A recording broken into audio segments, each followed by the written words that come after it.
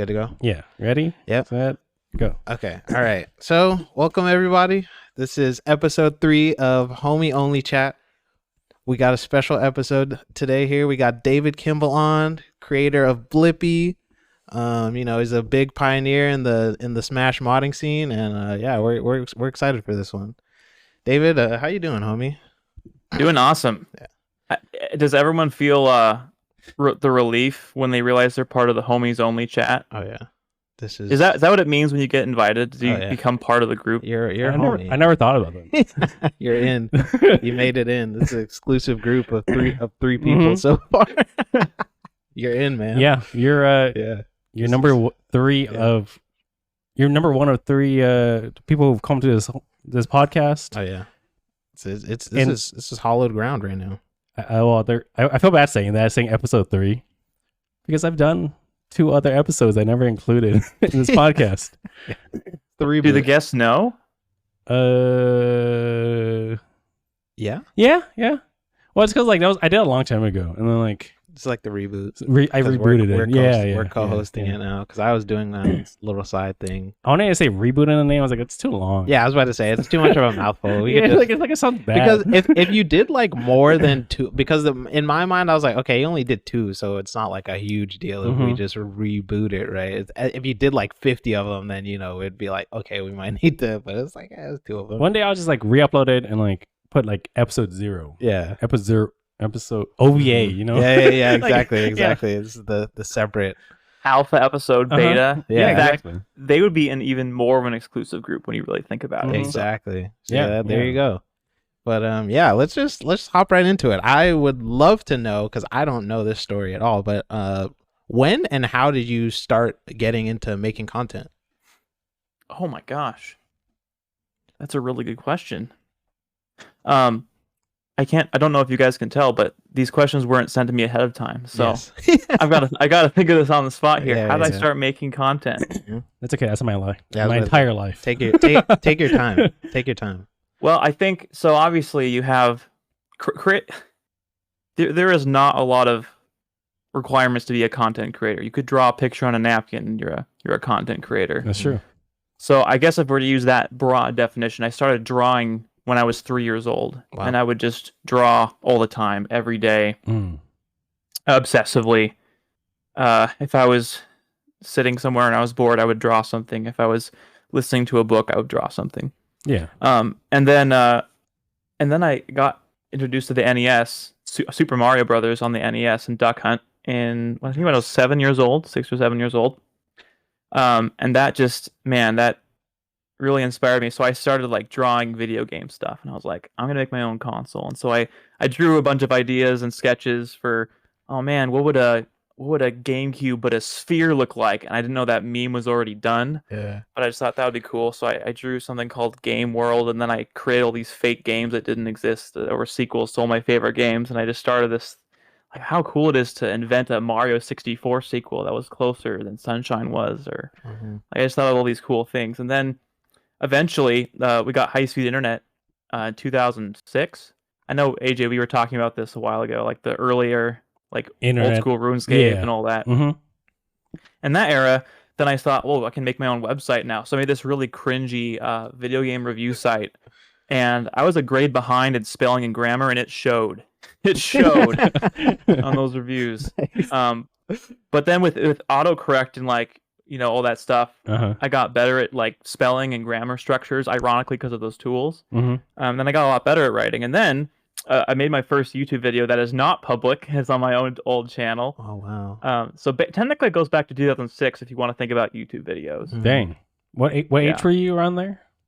If you don't mind me asking. Let's see. No problem. Yeah, I think I was 13. Dox your age. I was 13, yeah. 13? Okay. Yeah. That's so much cooler than my story. I made Mugen videos as a around that time as a kid. That's way cooler. Are you kidding me? I don't know. I think they're both super cool origin stories. There's a video of me eating a cheese Danish. I don't know why I did it as a kid. Like you said, content creation could just be drawing on a napkin. Just doing anything. Yeah. And then I guess someone in my high school found it and they leaked it around Facebook. And I was like, oh, this is great. My content's being spread. And then it became the #1 most trending topic on Twitter. Uh-huh. Since yeah. then, Yeah, you're yeah. launched. The Hey, how about you? Danish. How do you start making content? Mine, I definitely am way later in the game than you. I've always been someone who's on the outside, kind of looking in until recently. I wanted to get into Melee because I was just like I was going through a breakup and all this stuff, and I was like I need to, instead of going to the gym or whatever, I was like I'm gonna just get into Melee, That's a common story. Yeah, That's my story. I've been wanting to do it for. I'd been wanting to do it for such a long time. Like I always loved watching Melee. I was like, this is so sick. And then I started recording my gameplay and talking over it so that I could improve. Kind of like when I had to talk, I found that I had to think about the decisions I was making more because I was like, I don't want to do something stupid because then I have to explain, like just the talking process. And then from there, I just started streaming, and then here I am. So I started like. A year and a half ago, 2 years, even like 2021, I think, or March of 2021, something like that. That's awesome. I mean, what a great excuse to get into Melee, a breakup. I love that. Mm-hmm. And then how do you guys know each other? So I'm sorry, this is already covered. On No. Just Twitch, Tinder. Yeah, from Twitch. Yeah. Because I was in a tournament series called Level 1 Melee.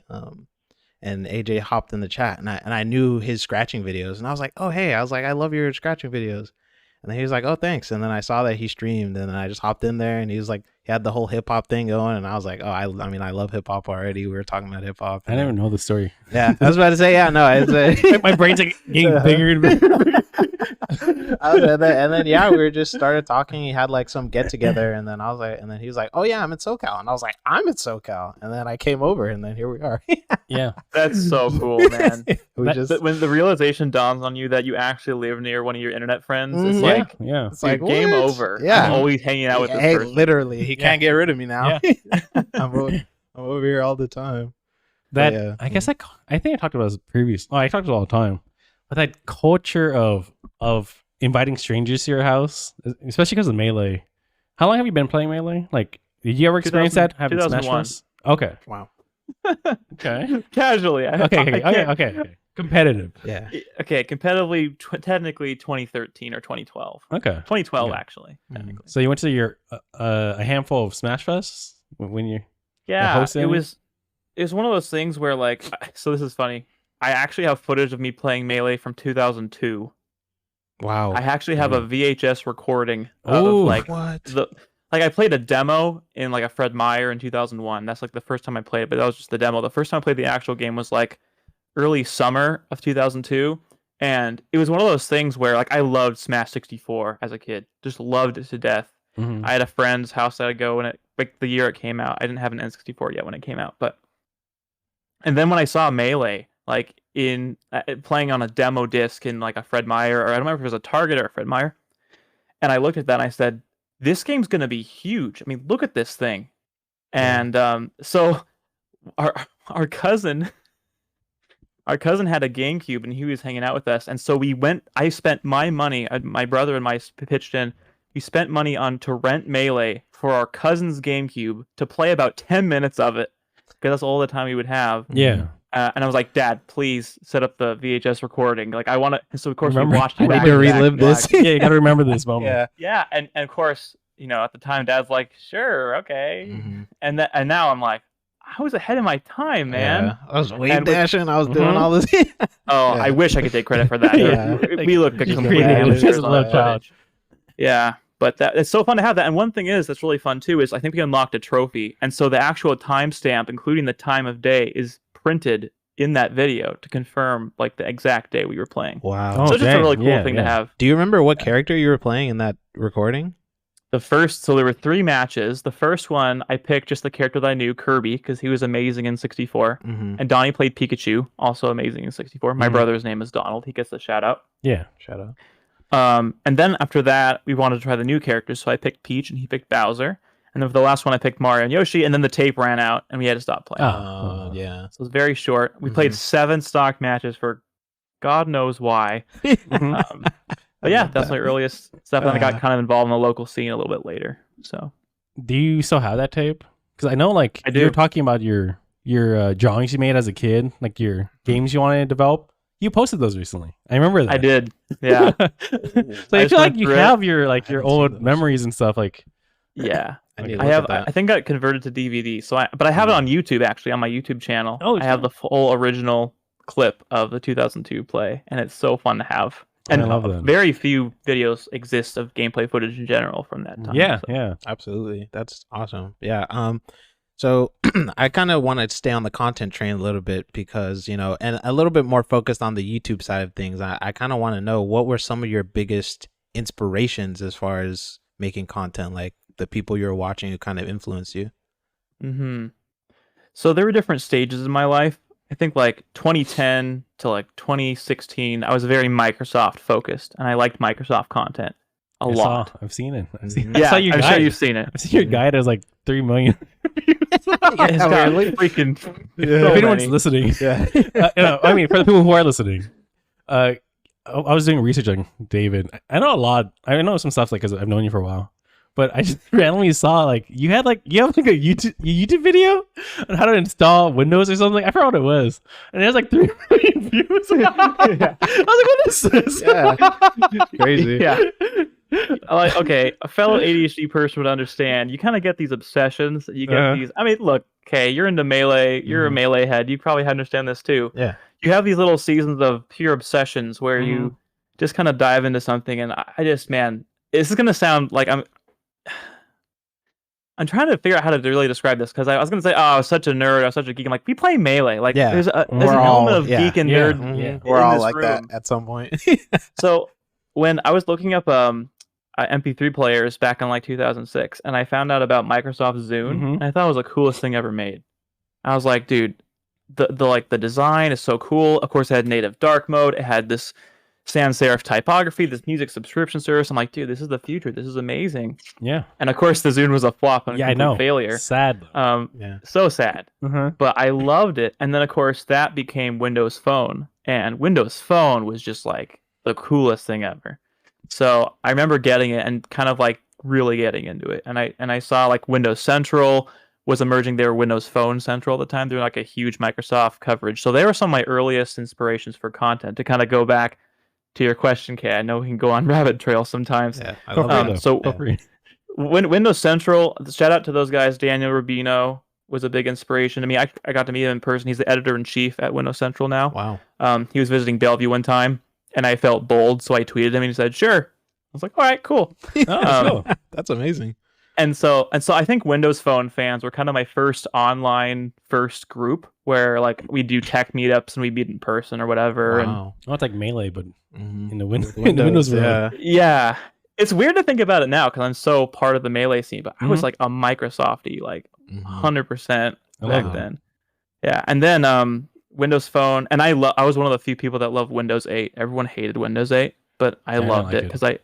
because the Metro stuff, dude, it was so good on phones. It just didn't translate very well to desktops, and Yeah, people didn't really yeah. get it because Mhm. Microsoft didn't really break it in properly, in my opinion. But I mean, anyway, that's not what this podcast is about. no, feel free. Um, Because I'm an IT, so Mhm. Okay, Windows enough. 8 is essentially just a beta for Windows 10. Like Windows 10 in is some ways. yeah.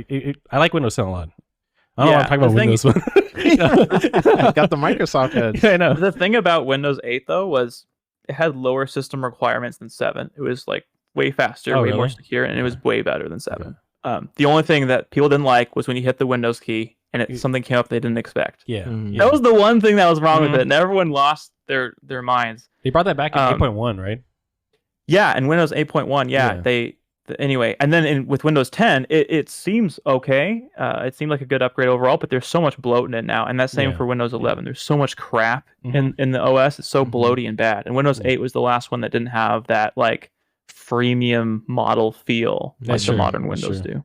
I'm so So- used to just adding like third-party tools that just recreate it for you. You know, brings back the start menu and brings out everything. Facts. But That's how you I know do an all OS that is stuff, broken when We had to do you're that. you're like, here's my list of third-party things to make it functional. yeah, that's true. you That's know? true. That's true. So, Yeah. so then to say for Melee stuff specifically, man, there's a lot of people that I like. I wouldn't say I emulate their style really in any way, but Relax, I love his videos a lot. Yeah, me too. He makes me great too. content. In particular on Melee, he has one about Melee being Sakurai's magnum opus that I Mhm. think is really Mm. good and worth a watch. Yeah. Mhm. JonTron is hilarious. Oh, Yeah. He's really inspired me. I love John Jafari. Mhm. And then also it's a meme now, but Did You Know Gaming Oh, yeah. really I influenced love me Did You Know too. Gaming. I love Digital Gaming. Yeah. And they really influenced me as well. And so, Mhm. in fact, somebody commented on my Smash documentary. They're like, "Man, this guy sounds like Did You Know Gaming?" I was like your "Whoops." inflection and Yeah, how you that's speak. Yeah. That's a tip of the hat right You there. know, someone Yeah. told me that when I first started streaming. Do you know who Chef Wishes is?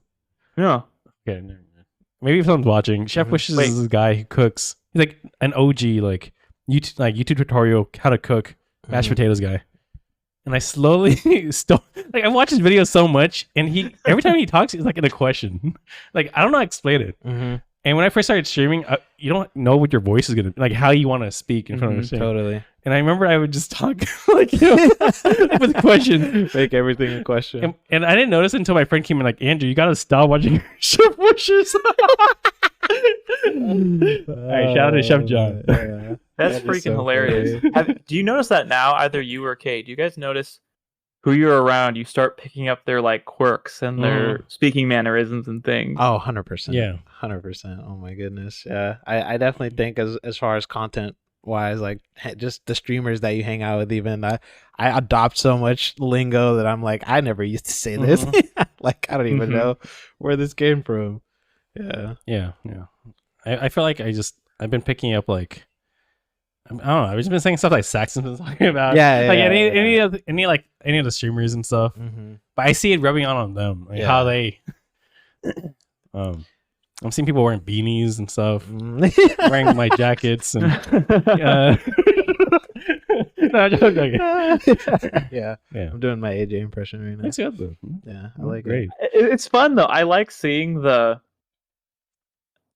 permutations of personalities kind of converging. It's Mhm. so fun. It's like, oh, I know what I just did, and I know exactly why I just did it. 'Cause Yeah, this person does it a lot, exactly. and Yeah. now I'm doing it. I think that's a beautiful thing about the sort of journey of content creation and streaming and stuff like that is, you start off kind of here and then you take a little piece of something you like from here and kind of make it your own, and then take something from here, and then you at the end of the journey you've sort of come you have your own kind of style. I think that's pretty dope. Yeah. But yeah, I also would like to know, I was binging your YouTube videos in preparation for this. I was already a fan. I watched all your stuff beforehand, and then when I saw you hang out at AJ's chat, I was like, what, David Kimball's here? This is tight. So, but I would really love to know sort of how the What If series began, because I know that's kind of like your bread and butter sort of content. Mhm. Like, how did you sort of come up with the idea to start that? Yeah, that's a great question. So to go kind of continue our journey from like AJ, you asked about like how I got involved in local scenes and stuff about 2012 or so. So in 2012, I just like remember I found old emails between my brother and I from like 2007 saying like, did you know that like you can do this thing? Like there's advanced techniques for melee and stuff, and like there was like we knew about it sort of, but we didn't like really do anything Implement it. about it. And then Yeah. in 2012, I thought, like, wasn't there a thing you could do in Melee that was, like, really insane? And then I looked that up. And then I found my local Smash scene. And so I started going to locals in, like, 2012. Damn. And that was, of course, just before the documentary, Sam Ox's Smash Brothers documentary. That was just before EVO 2013 and all that stuff. And so I kind of got in really at, like, a really good, interesting time. But very soon after that, I discovered Project M. And I know a lot of other people have as well. Because, That's my, yeah, right. That's my world. Yeah. Yeah. So I think you explained it before, AJ, but didn't you stumble upon PM and then as that got you into competitive Melee? Well, actually, That's sort of what happened. yeah, it kind of, that's what happened.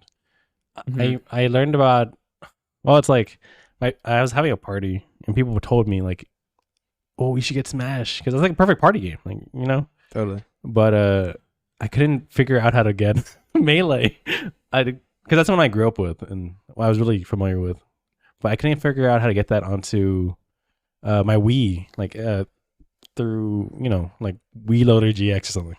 Right. But I was like, I'll look it up, and then I was like, how to put Melee on Wii, and the 3.02 trailer came up on YouTube. I was like, what is this? You're like zooming and stuff. Yeah. I was like, oh, dude. And there's like a crazy like EDM song that plays. I remember it. I remember the color purple for some reason. I just. I'm like, Oh, those are the Project M colors. Oh yeah, it is. It is. Yeah, Yeah, it's purple. If I close my eyes, I hear the music and I see big purple. And then I was like, all right, let's get this. And I brought it to the party and we all played it. And I was like, hey, this feels good. And then the documentary came. And yeah, Perfect timing. yeah. Props to the PMDT from a marketing standpoint. That's Mhm. you remember their brand colors. You remember the experience of you searching and finding it. Like Yep, that's a yep. stellar Yeah, experience from a marketing standpoint. Yeah. But so anyway, kind of circle back to your question about the what if videos. So obviously, I was kind of a tinkerer, and then of course they hid something on the SD card. Like I was curious where the music files were, so there's a text file in there that says like list of music. Oh, okay. And I opened it. It said, if you stumbled upon this, you must be the curious sort. Oh. And I was like, Whoa. that, and like it's like if you go to Project M, I think from 2.6 maybe 2.5 forward, that little text document's gonna be in there. No, dang. And it was probably just someone like throwing it in as like a little joke, but that had a huge impact on me. And I was like, I'm sure. dude, what can I do with this thing? What can I? So I started replacing music with like my own crazy symphonic metal songs that I like. Yeah. And that was just the novelty of putting something on a SD card and then just putting it in your video game console and seeing it in the game. It's like that was insane. So I kept like going down that rabbit trail, and I was later in my senior in college at this time. I was 2014. And so I figured out Project M, the whole thing. I think 3.0 had just come out, like you were saying, AJ, and that was such a hype moment for our dorm mates and me. And so we played a lot of that. But then, so then I had this period where I was just messing with stuff, and then I got involved in the Smash Bros. Legacy stuff. Some of you may know about that from like the Project M mods we made, Legacy T and Legacy XP. Yeah. That's a whole other discussion that I won't bog us down with. But very quickly I discovered, man, there's so much potential in this modding stuff, whether it comes to creative expression, communities, and then just making content. Like there were some YouTubers covering it. Some people that come to mind are like Link, like Aaron Itmar,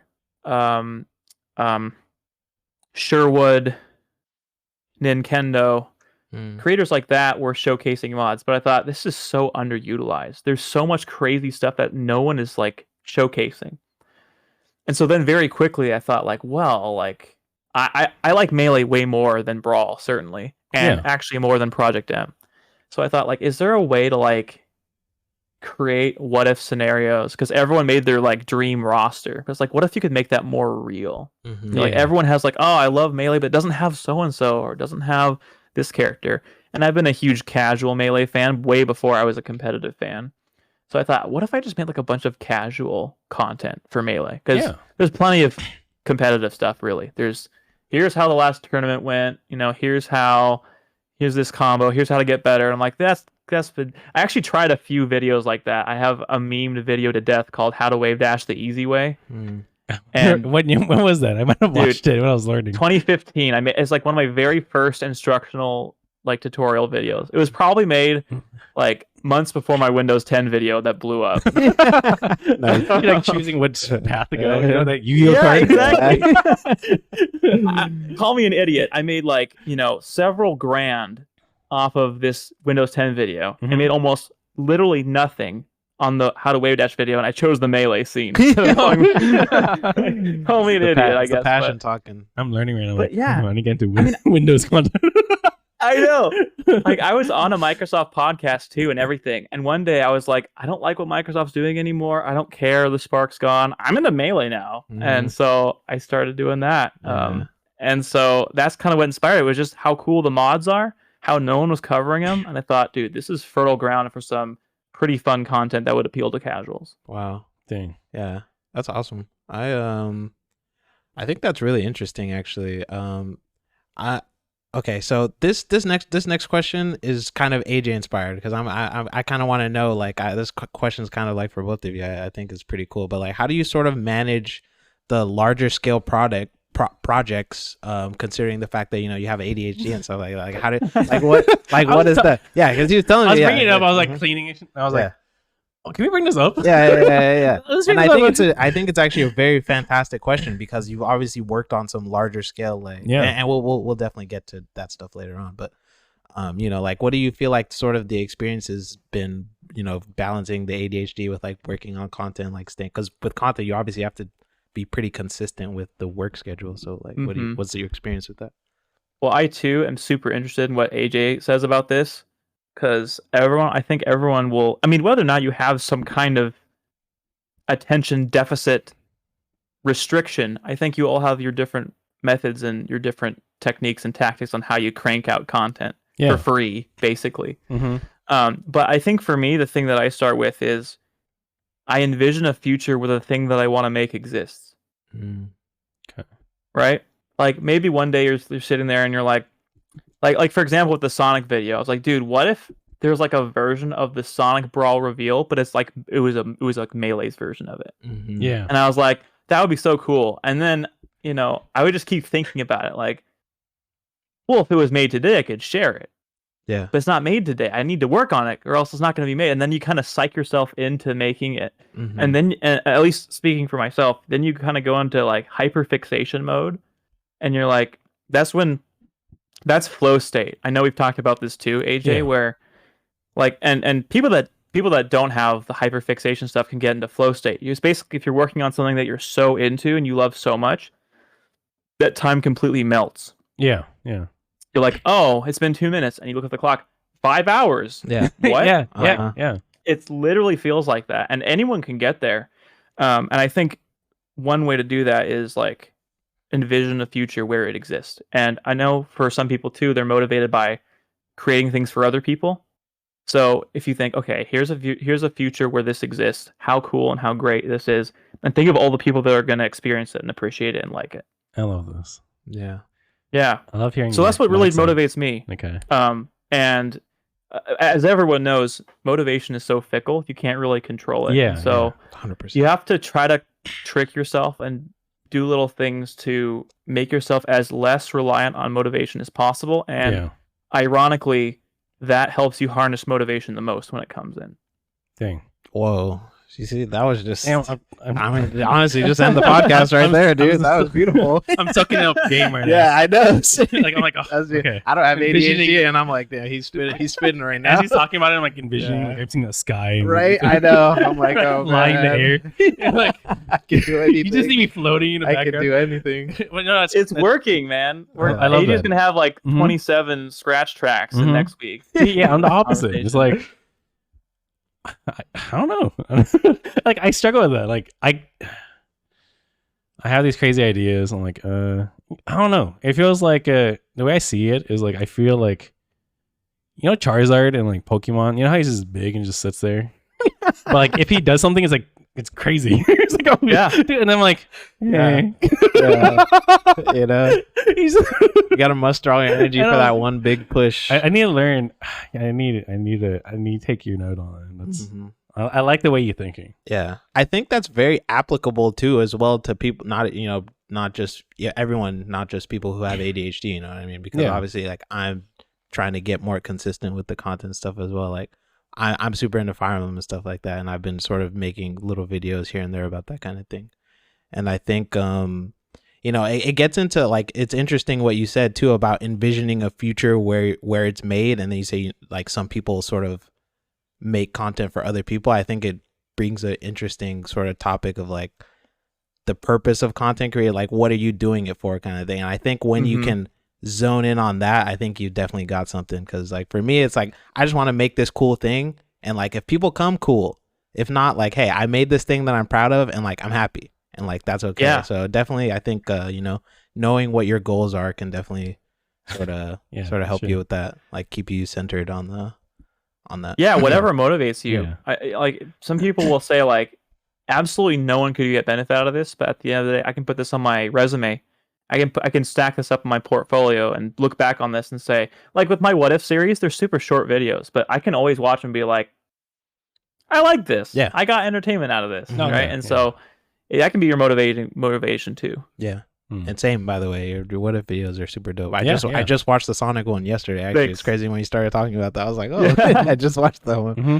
Thanks. But yeah, so now kind of want to get into Elevated a little bit. Obviously, super high end project that you did. Very amazing work. It popped off too. Positive reviews across the board. Every comment. Just I remember seeing Ludwig's Subathon. He's like watching it in the car, like showing Yeah. He's like, "Oh, this is such a good video." yeah, incredible stuff. So when he watched it, I lost my mind, dude. It was insane. Yeah, I think that's really I think that's dope.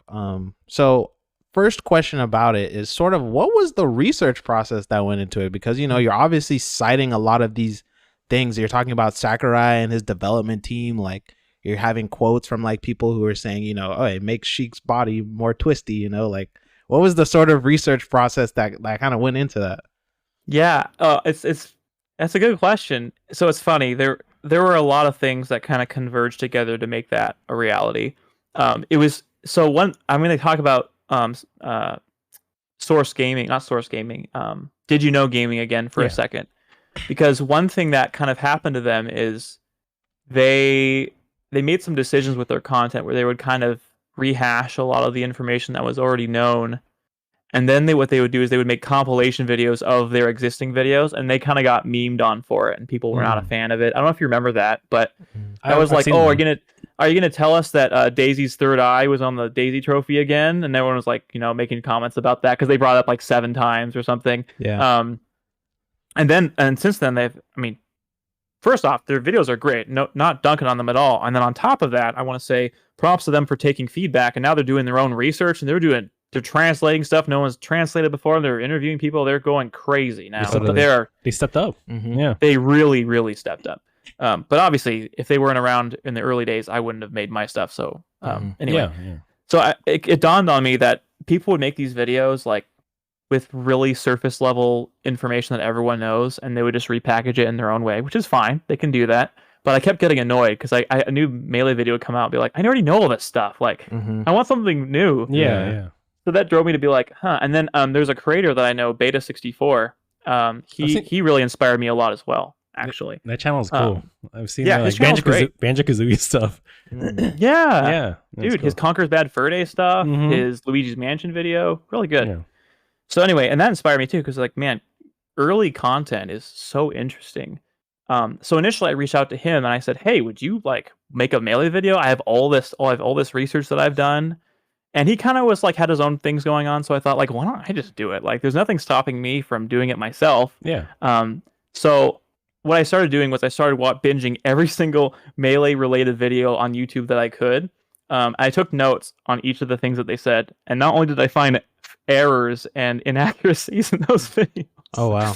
But I found things that each video brought to the table that the other videos didn't have. And then I went to the cutting room floor. The cutting room floor is an amazing wiki if you have not heard of it. Never heard of it. It basically documents all the cut content in video games that's known. Wow. Dang. And the majority of that is from like leftover assets or files within the game's data. Like you always hear about that, like so-and-so was going to be a sound effect that played, and we know that because it's in the game's data. Well, the cutting room floor is a literal export of that information and kind of all written about. Yeah. So check out that website. That's another reason I want to do this. Is very underutilized, very little known website, the cutting room floor. So check that out. Still and active then on top of that, till this day. Oh yeah, super up to date, and it's getting edits, and it's very comprehensive for that stuff.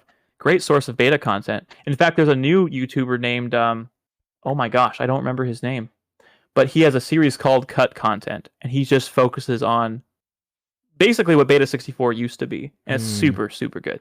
So I found that source, and then also I realized, like, you guys remember the Smash Dojo website for Brawl? Yeah. Yep. I'm so excited. Every time there's a new addition.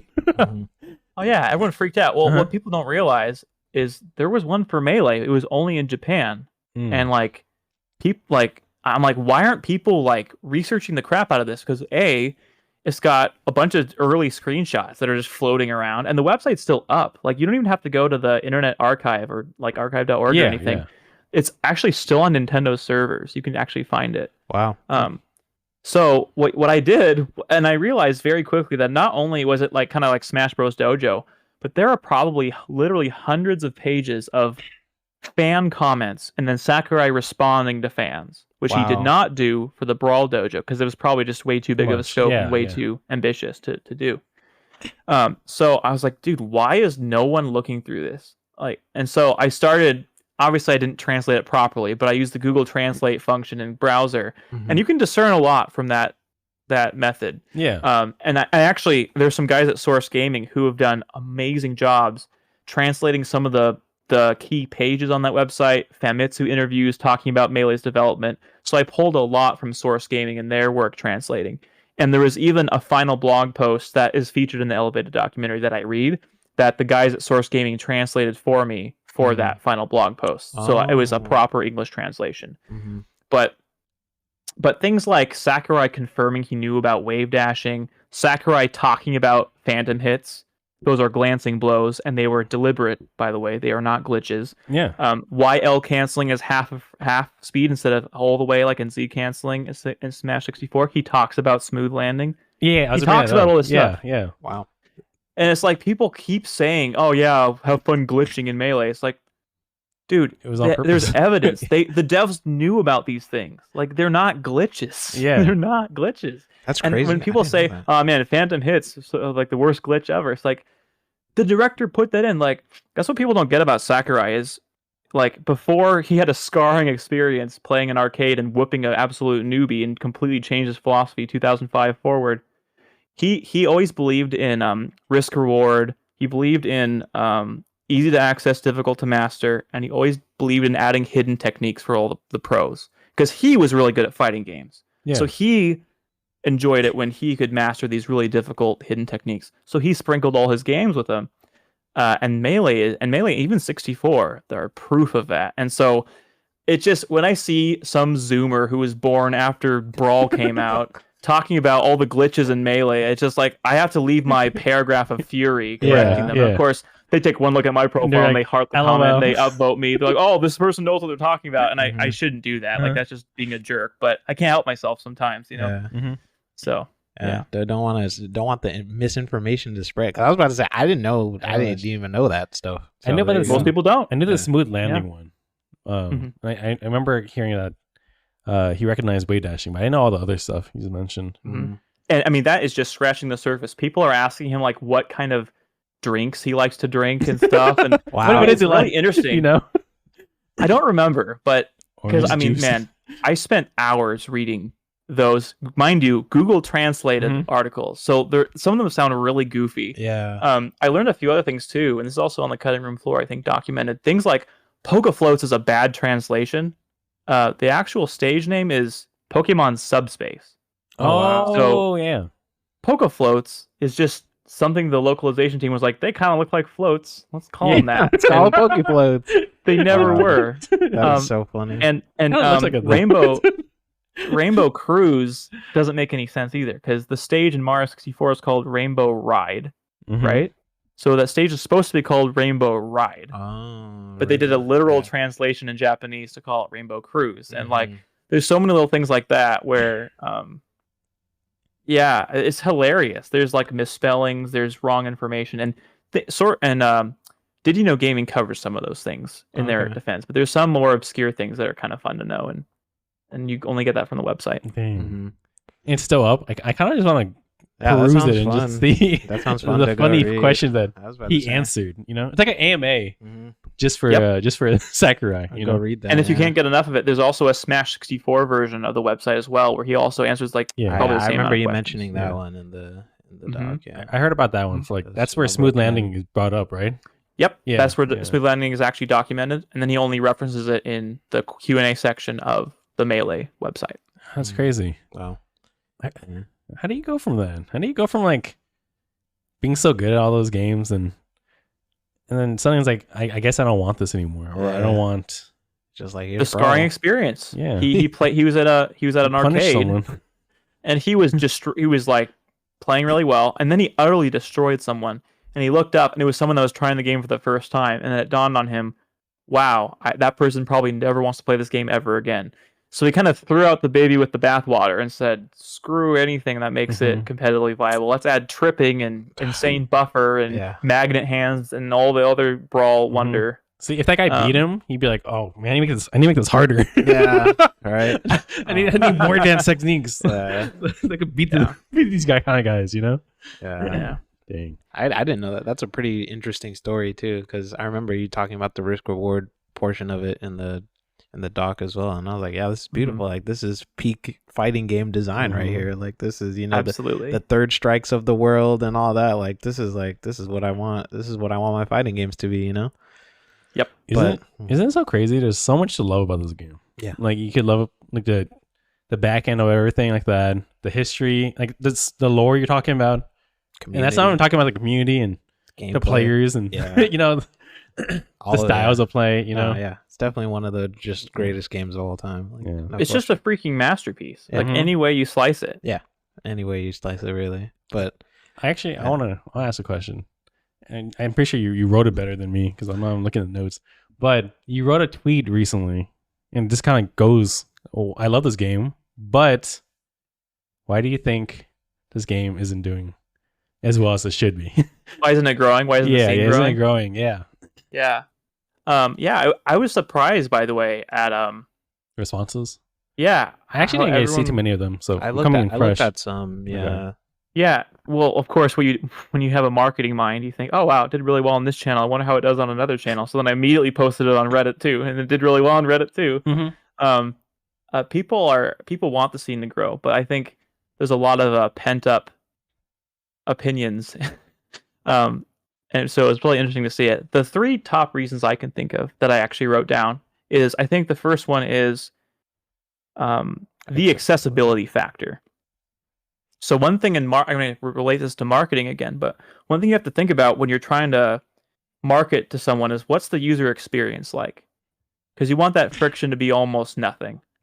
And if you think about the traditional game experience on Steam, what's the experience like? Well, you click purchase and you click agree and you read the terms of service and it's done. Yeah.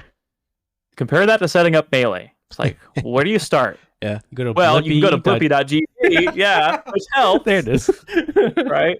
Yeah. But like let's say you even know about the website, which you might not know about the website. Well, okay, I have Slippy. I installed that. That was kind of confusing because I had to click a bunch of stuff, and now it's talking about an ISO, and I don't know what that means, and how do I get one? Yeah.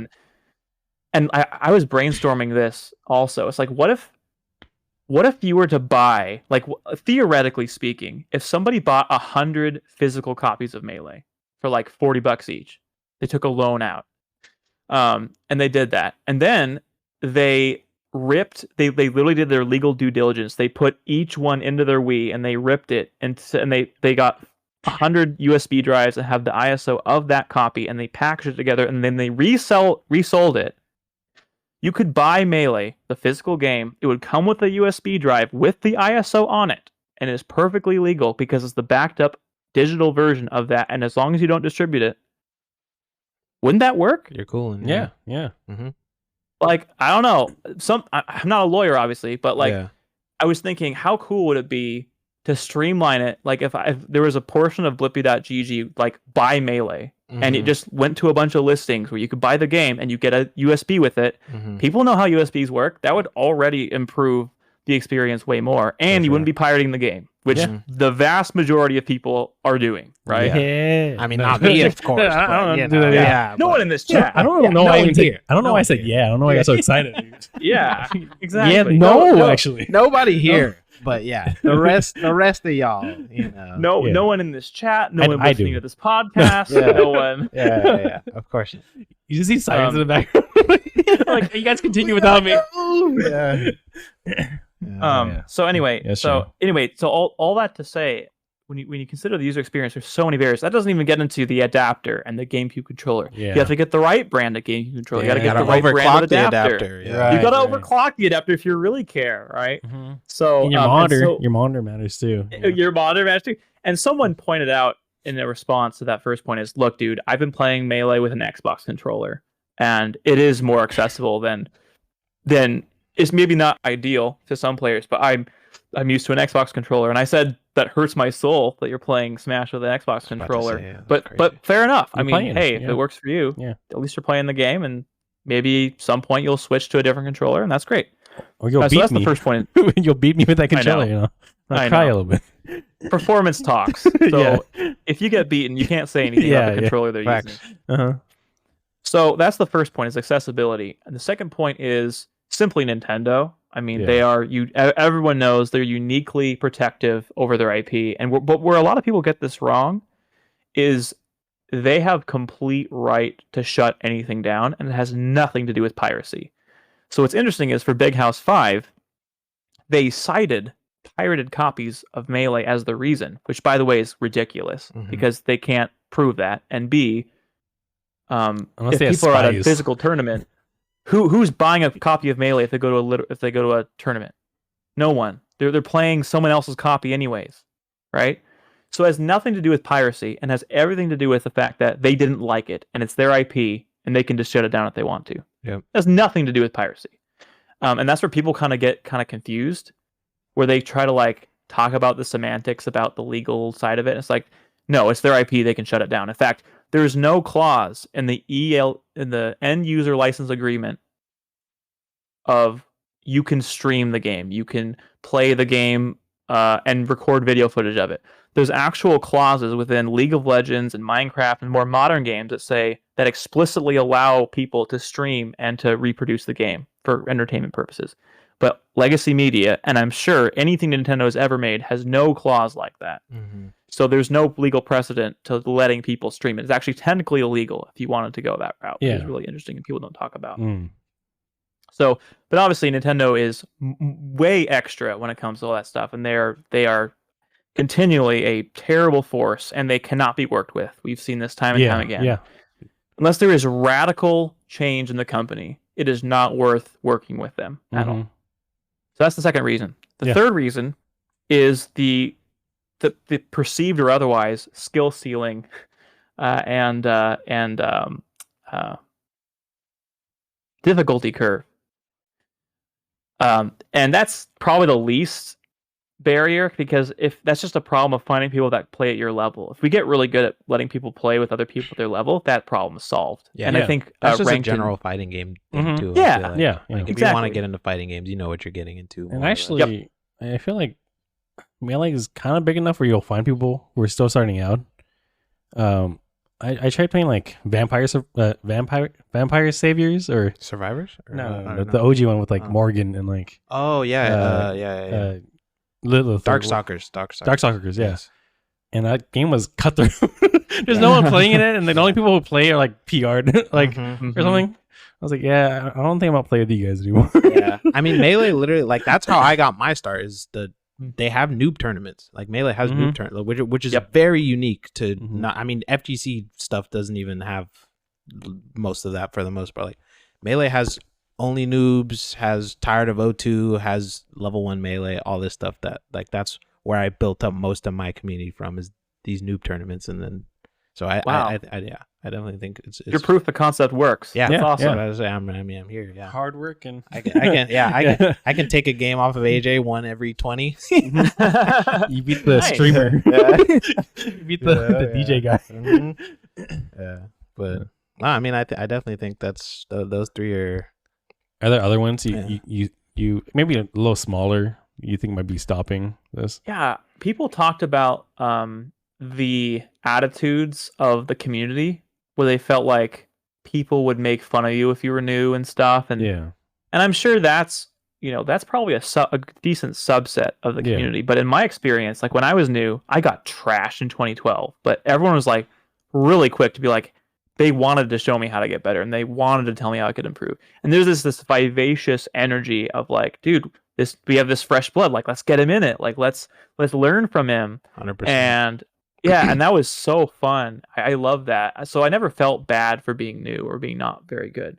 And by the way, I have the same story as everyone that starts as a casual. You beat all your friends at home. You beat all your church friends. You beat all your school friends. You beat your, neighborhood friends, and you think you're the best. Yeah. And then you go to a local, and you are literally the worst. Yeah. How far did you go with this? Like in your, like family and friends and stuff? Like for me personally, I was probably like a freshman in college time, I guess. I would go to parties and I would bring us like a CRT. Wow. And bring Melee to parties and like a pool shark, like that episode of Fresh Prince or something. I was excited to beat these people until I met people who actually knew how to A-dash and stuff. I didn't. I was like, oh, yeah, that's a bad look. That when you bring the setup and you get trash. Yeah, I'm like, ooh, yeah, I just leave it there and I just. This is yours now. Don't say goodbye. You won this. Don't know who CRT that is. Yeah. Oh man, I have a similar experience, but not with Melee, because in high school I was the president of the Smash Club. But this was like around Smash 4. This is around Smash 4 time. So I was playing Smash 4, and the Smash Club was just a front for me to play with my training partner at school. we could play for people. I had so many people. There was like 30 people in that club. None of them ever played. It's just like they're just watching me and my training partner. But it ended up being hype because people were like cheering us on and like, oh, that's awesome. Yeah, it was cool. But I definitely think that I definitely was there too. Before I went to my first tournament of any sort, I was always the best, like beating up on everybody, but not in Melee. So it's a little different. But I found my way back eventually. I nice. I came back. You're back in. Mm-hmm. Yeah, yeah. Dude, it's funny how you like worded that just then. It's this. How do we navigate around this weird one unit thing we're supposed to respect? Like, we're supposed to pretend that like Ultimate players are the same people as Melee players, and we're all together when we're so not. The cultures are so different. Very different culture. It's different. I don't know, man. Yeah, I'm not. It just feels like because you try explaining Ultimate or Smash 4 and Ultimate or Brawl to Melee. I the way I compare it to like a family member when they ask me or coworker, I'm like, you ever play like Valorant? I'm like, yeah. You ever play Overwatch? Yeah. I was like, they're kind of similar, Yeah. It's like, but they're one very is different. very, in reality, it's really different, even though there are abilities and you're shooting, and both have their ups and downs, like both definitely have positive. Because I love Ultimate casually. I couldn't play it competitively, but casually, and I think if I wanted to get into it competitively, like it wouldn't like obviously. I just think Melee has things that value more, but like I definitely think Ultimate has that's why I love PM so much, is because it's like the happy middle of you have all these characters and variety, and it moves like, and you have the system mechanics close enough to Melee, right? It's the happiest middle you could ever find, because I always loved having new characters, exploring different playstyles, all this kind of stuff. But then the system mechanics is like, okay, I'm moving like a snail over here. It made me so sad. Like when I reflect on PM, I feel like it didn't have a natural. Oh, okay, it's not dead. It's still thriving, but it had a natural death at a time, or like it was like stunned. The big end. Like, it was like. It didn't, all games like I don't know, Nintendo's Nickelodeon All Stars, like it was popping like crazy, ups and downs, and then it's like, oh, I'm kind of getting over this, like I'm not really as interested. You see it fizzle, but that wasn't really happening with PM. PM was like, you would see it, you would be, the numbers would equally be, or even bigger sometimes. It was crazy. Yeah. I remember those matches because I knew about PM before Melee, even. And then suddenly it just got ripped, like. Oh, wait, where do you watch this? Oh, you got to go to this hitbox.tv. I was like, what? I don't want to go there. Like, what is that? Yeah, exactly. Watch this? Got to find this obscure YouTube channel showing the locals. It's like, it's so hard. Yeah. And you talk about accessibility. I mean, that just, it's even worse. Yeah. Mm-hmm. Sure. I have a lot of very strong opinions about Project M because I was really, really involved in that scene. And and are you guys, it's okay if you're not, are you familiar with Legacy TE? Mm-mm. I've seen it, but so I remember there was a time between. It stopped at 3.6, right? 3.6? Yeah. What you're saying is exactly right. A middle ground.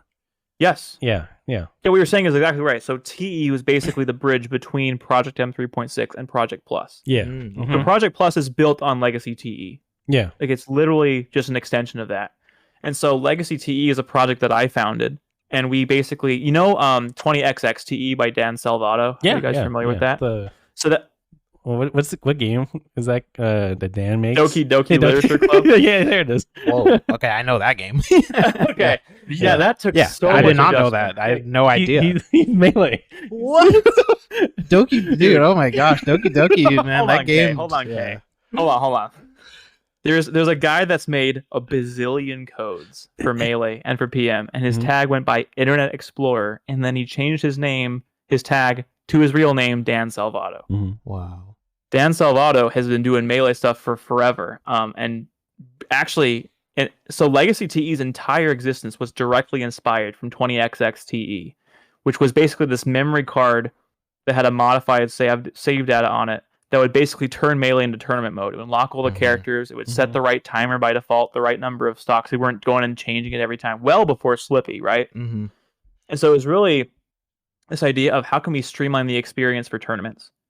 And I thought, we need this for Project M. So I made it. It was called Legacy TE. Yeah. And that was a whole, again, we could have a whole separate podcast just talking about that experience. But one big thing that I learned is, man, Project M really was a perfect storm of the Wii sold like freaking hotcakes. Yeah. It happened to be one of the easiest platforms to mod and hack of all time. Oh yeah. There were layers and layers of tech and progress that went into making it so accessible. Like, it wouldn't have worked. Like, mods don't work, except Project M worked because it was the most accessible mod there was. All these things kind of converge into this beautiful thing that had, like you were saying, Kay, the elements of Smash Ultimate, like the variety and the flashiness in the characters, with the grounded mechanics of Melee that made it fun. Yep.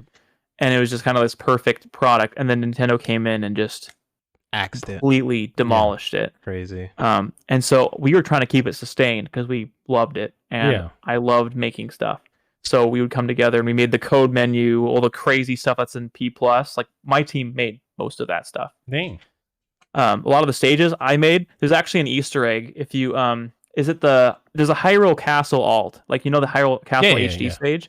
So do you know how underneath one of them there's like Tingle's face and he's saying something goofy or something like that? Yeah. So on one of the alts, one of the devs replaced it with my avatar's face saying, "Hey guys," and that's still in Project Plus. To this nice. day. Oh, I got see that. Amazing. Yeah. Yeah. Go So look find out that. for it. I think it's the L or the R alt for Castle, Hyrule Castle, I think. I love that about like PM in general. Like, if you wanted the brawl battlefield, if you hold R, it turns into the the Melee one. Yep. Like, all the stuff like that was really cool. Yeah. Yeah. I think the thing that sold me on PM the most was like when I found out you could like put your own music and there was like custom music and all this stuff. Yeah. And I was like, are you kidding me? I was like, Yeah. I went and found all the Third Strike music I could find. I found all this other, I was like, what? This is crazy. Like, this is so sick. And then Ike was viable because so my first sort of like Melee was, I was really, really young when I was playing Melee. Like, I was playing Melee with my brothers. I was like, elementary school type. Like, I was really, really young. So that was before my competitive time. I still remember going to a couple Xanadu's with them and stuff and just like watching. Man, I want to go to Xanadu. Yeah, because I'm awesome. originally from the East Coast. Yeah, I lived in Baltimore. That's one of my dreams. Yeah. I have like Wonders of the World. Yeah. Like, I wanted to go to Xanadu with the green walls. I wanted to go to the Foundry. Yeah. Go to Evo when when Melee's on the big screens and stuff. Oh, Totally. Can you imagine? missed That would have been I missed amazing. those, Yeah, that would have been so sick. I was about to say, I just went to Evo last year, but that's Melee wasn't there, Yeah. obviously. So Yeah. But you Yeah. were saying about no, but your I was, first love was Fire Emblem. yeah, going way back. Yeah, no, but my brother. So I went to the Xanadu's, and my brother was my first sort of like introduction to competitive was with Brawl because my brother was PR'd in like MDVA area, and Wow. in Brawl and Smash 4. Does he still play? He does not play anymore. No. He stopped. Dude, you're telling me. I mean, I just hung out with my brother last time I was in Georgia, and I was like, he's still really, really good at You still just play fighting that game game? because he just still has the mental for neutral, right? So like that Mhm. never really goes away necessarily, but he was like really, really good, and so that was always like my barometer of like, like competitive sort of games and stuff like that, but. I definitely think, Brawl being sort of the first one, and then I saw PM. I was like, oh, this is beautiful because at the time Brawl was the standard. I didn't know any better until I stumbled upon PM and then later on Melee, and I was like, oh, what the? I was like, this game's trash. I was like, oh man, yeah. But although casually, I will say Brawl is amazing. Like I love Brawl as a casual. They added so much cool stuff, like music, like all this stuff. Like so much of the content in that game is tight. But just as a competitive game, it's just, to be honest. Do you remember any other responses? Like any like weird answers you got from that thread? I got one that was basically, well, we should talk about how women don't feel welcome in this scene. Okay. It's like, that's fair. But when you talk about growing a competitive scene, what comprises that scene, and the men and women distribution isn't necessarily like clear. We don't know that, but I was just really interested in that because my now wife goes to tournaments with me, and it's awesome. Congrats, we have a congrats, great yeah. time. And Congrats. stuff. Yeah, thank you. Yeah. Thanks. Yeah, and so I'm really interested in that because in my locals, there were probably a few women that were there. I think back to 2012 and 2013, and there was no, from what I could tell, they might have a different story, but I don't remember there being any overt mistreatment of them. But of course, we've seen this all over the place. Yeah, totally. On Twitter and stuff. So there was some of that. But that made me think like, well, how is it in other competitive fighting communities? Is it much different? Are the dynamics different? I'm just interested in that. So while that's true, I don't know if that specifically means that makes Melee not grow versus another game, but I thought it was still a good point to bring up. Yeah. But other than that, I couldn't think of anything that really stood out to me. So I think those were the two big ones that I hadn't considered. I kind of want to know, if, obviously, and this is kind of on the spot, so if you don't have an answer, it's okay. But like, do you have a sort of call to arms? Like, is there something that you'd want to see the community do as a whole that you think would sort of like help the situation? Yes. Kind of like, okay. Oh yeah. Okay. You ready for some hot takes? Give it to let's me. hear it. Yeah. Give it to me. And if this is the place that I'm canceled, dude, it's a good place to be canceled. So I'm pretty comfortable. This would be a good video. Yeah. Good thumbnail. Get rid of drinking at tournaments. Okay. Like, I'm sorry, there's underage people at tournaments, and there's all the nonsense that has happened recently is because there's underage drinking, and when there's underage drinking, bad stuff happens. Okay. So like, we need to put our big boy pants on at some point and stop just giving in to our hedonistic desires. And that alone would drastically improve the culture of the scene. It would make us more respectable. There'd be way less abuse. And I think it would be a good chapter in sustaining the scene, because I think a lot of the complaints levied towards the scene, also Ultimate as well. In fact, I would say when it comes to the kind of the crazy allegations, or when it comes to the more sketchy stuff that happens, Ultimate tends to be a little worse than Melee because there's younger people. I was going to say, and that's because it tilts towards people. younger people. So I think as we mature, just get older, it's going to be better. But we should really, like, guys, let's not mess around with that drinking stuff. I don't care if you think it makes it more enjoyable. We have to think about just doing what's smart and what's safe. Yeah, that's my opinion.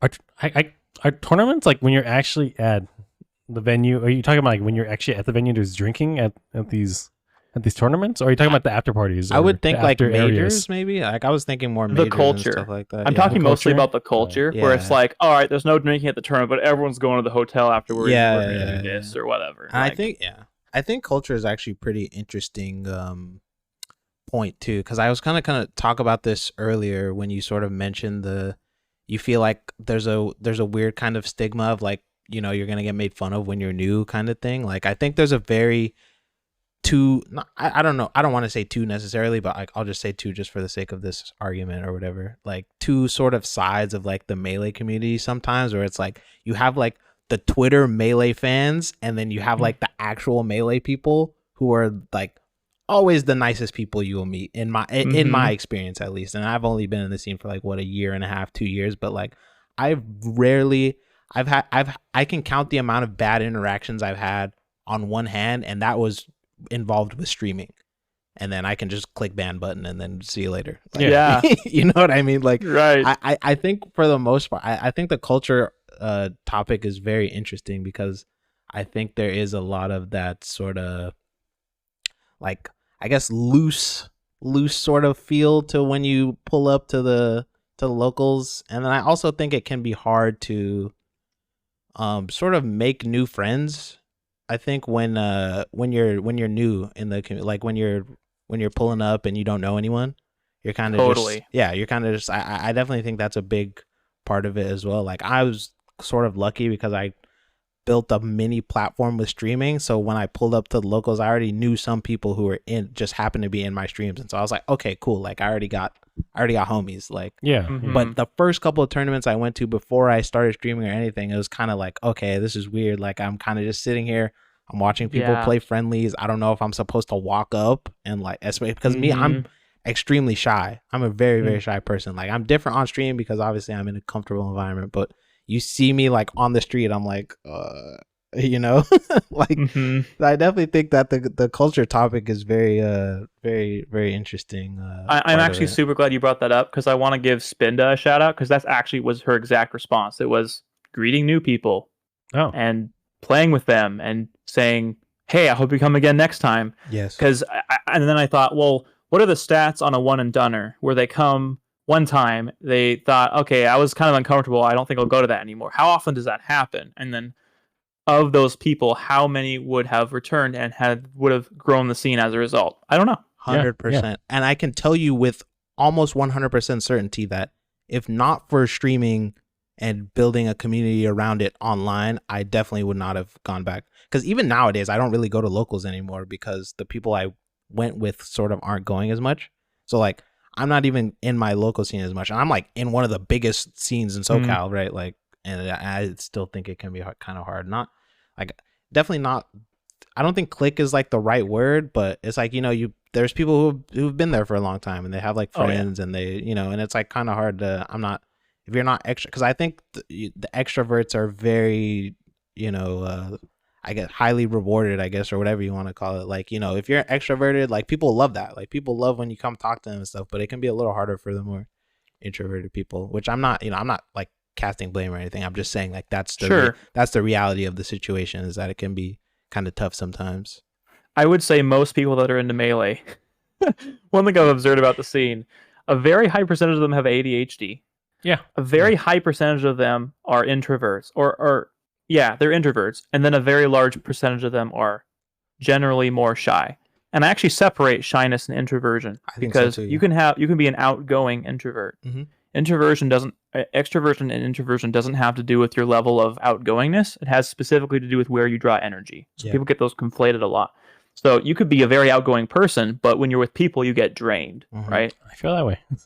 Yeah. Okay. I had to prep, So like, all right, I got to end stream. I got to like, I got to I think we're similar. wind down a little bit. I had to calculate my energy allocation. I was like, all right, I'm ready. So I'm the freak that gains energy when I'm around people. So I'm very, very extroverted. Yeah. So when I'm by myself, I get really drained. So I need to be around people to get that boost of energy. But I would say a vast majority of Melee fans are introverts. Yeah. Okay. I think that, I mean, that kind of makes sense too, because Melee sort of feeds into that. I feel like, you know, it feeds into that because you can just sit in a dark room and grind for 3 hours. And it's like you feel kind of productive, you know what I mean? Like I said, like I mentioned with the breakup stuff, I was like, I completely forgot. Like I'm just trying to learn how to wave dash, and like this is tight. You know, it's like taking so much of my time. I'm like sitting here reflecting. I'm like, how can I myself, you know, be more welcoming? Yeah, I think that's hard too. Yeah, because for me, I think the same exact thoughts that you're thinking right now, but then I'm like, I'm also one of the people who I feel like needs to be welcomed. So like, how am I gonna be welcome? How am I gonna be welcoming people? Like I try to do that online, but it's not the same thing. But I think it has its place too. I'm like reflecting, like, this new guy came in and wanted to play. Dude, if you want to use the most, I was like, maybe I should have done that. Maybe just. I was like, "Do you hold back? Is that disrespectful?" But I think if you think about like, if you think about the most obvious example in high school, were you ever that kid that sat completely alone during lunch? Unfortunately, no. Okay, I was. Okay. So, and I know many people have been. Okay. And all you're thinking about the whole time is like, oh my gosh, what if someone like went out of their way and actually sat with me? That would completely change my day, right? Yeah. and there was a very specific person. I'm not going to embarrass them and call them out because they're too humble to want to be called out, maybe. Yeah. But a friend of mine comes to mind who during high school, I was not a well-liked kid early in high school, but he sat with me, and then his friends came with him, and I ended up becoming the friend, and like that can change someone's life, right? Yeah, Mhm. yeah. So I think instead of thinking, oh man, I could certainly be more welcomed. It's like don't think of it that way. Think of it like I'm comfortable enough. Maybe I'm not welcome to the extent that I would like, but I'm comfortable enough to make this person feel welcome. Go see someone standing by themselves and Yeah. go say what's up. Seriously. And At the come bare on, if you're minimum. both at a melee scene, you have the greatest game in common ever. Yeah. You're not going to Yeah, run out of that's things true. to talk That's about, true. you know. Exactly. So yeah, just start there. Yeah, I think that's really beautiful too. And I will say, I do sort of mirror that experience too, but it was like a little different because this is when I moved from the East Coast over to here, and then I was kind of by myself, and then I had that sort of same experience where I just had one friend come up, and then like from there we all just became boys. So yeah, but Mhm. happens. Yeah, I was about to say it just takes one cool person to get you in, get you in there. So people anyone listening at your locals, you see somebody by themselves, go say at the bare minimum you can say what's up, right? Talk about hey, how did the bracket go? Whatever it is, if you're feeling up for it, obviously, it's not as convincing coming from me, but I mean, if you got it inside of you, go for it, Heck yeah. I need to go to more locals. I've been trying. Me too. The reality, yeah, I need friends to go with too, because I have less. go. I have less. Let's go. Yeah, like I just have less fun. I don't nowadays. enter. I go out and see who's there and talk for a Nice. second, hang out, Next shake the hand of the TO. Like, hey. next weekend, my wife and I and my brother-in-law, we are going to a Spokane tournament, and Ops is going to be there. So hopefully I'll get to meet him. I'm excited. Yeah. And because my brother-in-law has his woodworking, his like melee woodworking shop where he like makes custom like cards and stuff. They're so sick. That's so cool. He has an Etsy shop. You should absolutely check it out. It's I want to so see good. that. Yeah. His brand is called Effergreen, EFF, like effort and green. Yeah, okay. yeah. Evergreen. And he has an Etsy shop, and you should buy all his stuff. 'Cause it's Yeah, awesome. yeah. There you go. Shout out to brother-in-law. That's tight. Yeah. That is really cool. Yeah, I need to go more. Like, I've been putting effort to it, but like my career in Melee was I entered a lot around 2015. Like I would go to since we're talking about PM, like Balcony. Mm-hmm. I would go to Balcony all the time. I would go Nice. to Power 9, Final Destination. Yeah. Like all these tournaments in the area, Mhm. you know. And then a huge gap. If you look at my Smash GG, there's a gigantic gap. Because the way I saw it was like, to me, before I started streaming, it was like, I started and I had a community of people. Every time we saw each other, like, hey, what's up, man? How you doing? Oh, yo, remember the Smash Fest? Like, we hang out and stuff. And as a year, like 2 years, like Once year those people two, aren't there I was like anymore. looking in there, like I don't recognize any faces. Yep. Like it's all fading away. I'm seeing the friends I would play with sell their CRTs and Yeah. like they're like posting like selling my CRT and selling my Wii and this cart that holds a Wii that holds the CRT. And I'm like, what? It's tough, man. It's so And I'm like, oh, okay. when the initial Yeah. homies are gone. But now that I'm streaming, like it's a different experience. Though it's like there's all these people I've met who are just like I knew them as like a chat name. Then I get to see them and convert that into like, oh yeah, I hung out with that homie over there, and then they pulled up. Have you guys That's on this us. podcast? Have you guys talked about that experience yet? Of like just the whole experience of meeting people in person that were online first. No, I haven't talked about that. No. Yeah. I think If you could characterize the experience into one thing, how would you describe it for people that have never met an online friend in person before? I'll let you go first. I have a in detail discussion. Yeah. I think for someone who's never met an online friend before and you guys really end up hitting it off, I think it's like, I don't even like magical maybe. That might be a little dramatic, but like No. some of my best friends currently I've met on Twitch, you know what I mean? Obviously, right? We're co-hosting. We met on Twitch. We're co-hosting a podcast together, right? Like my other friend Mukavo, he lives in Seattle. Like he's a Melee player. He plays Marth. We're both super mega Fire Emblem nerds, and we're both into hip hop and all this stuff. And I'm like, this guy's one of my best friends now. Like I make all my YouTube content with him. It's like, And then we hang. I just went to Seattle 3 weeks ago, and we hung out, and like That's where I'm from. there you go. Next time you're there, Yeah. I got drinks for you, man. Bro, I did. Yeah, I didn't even know. See, I was just there. Yeah, I was hanging out. Yeah, and I think it's just magical. Like it's just when you have people, especially for I think gamers around our sort of age bracket. I guess like I think growing up in a school, it can be really, really rare to find people who you have common interests with, especially like people like myself who is like 70% of my personality is like gaming stuff, right? Like that's just what I'm into. That's just what I love, like RPGs, fighting games, whatever you want to talk about, right?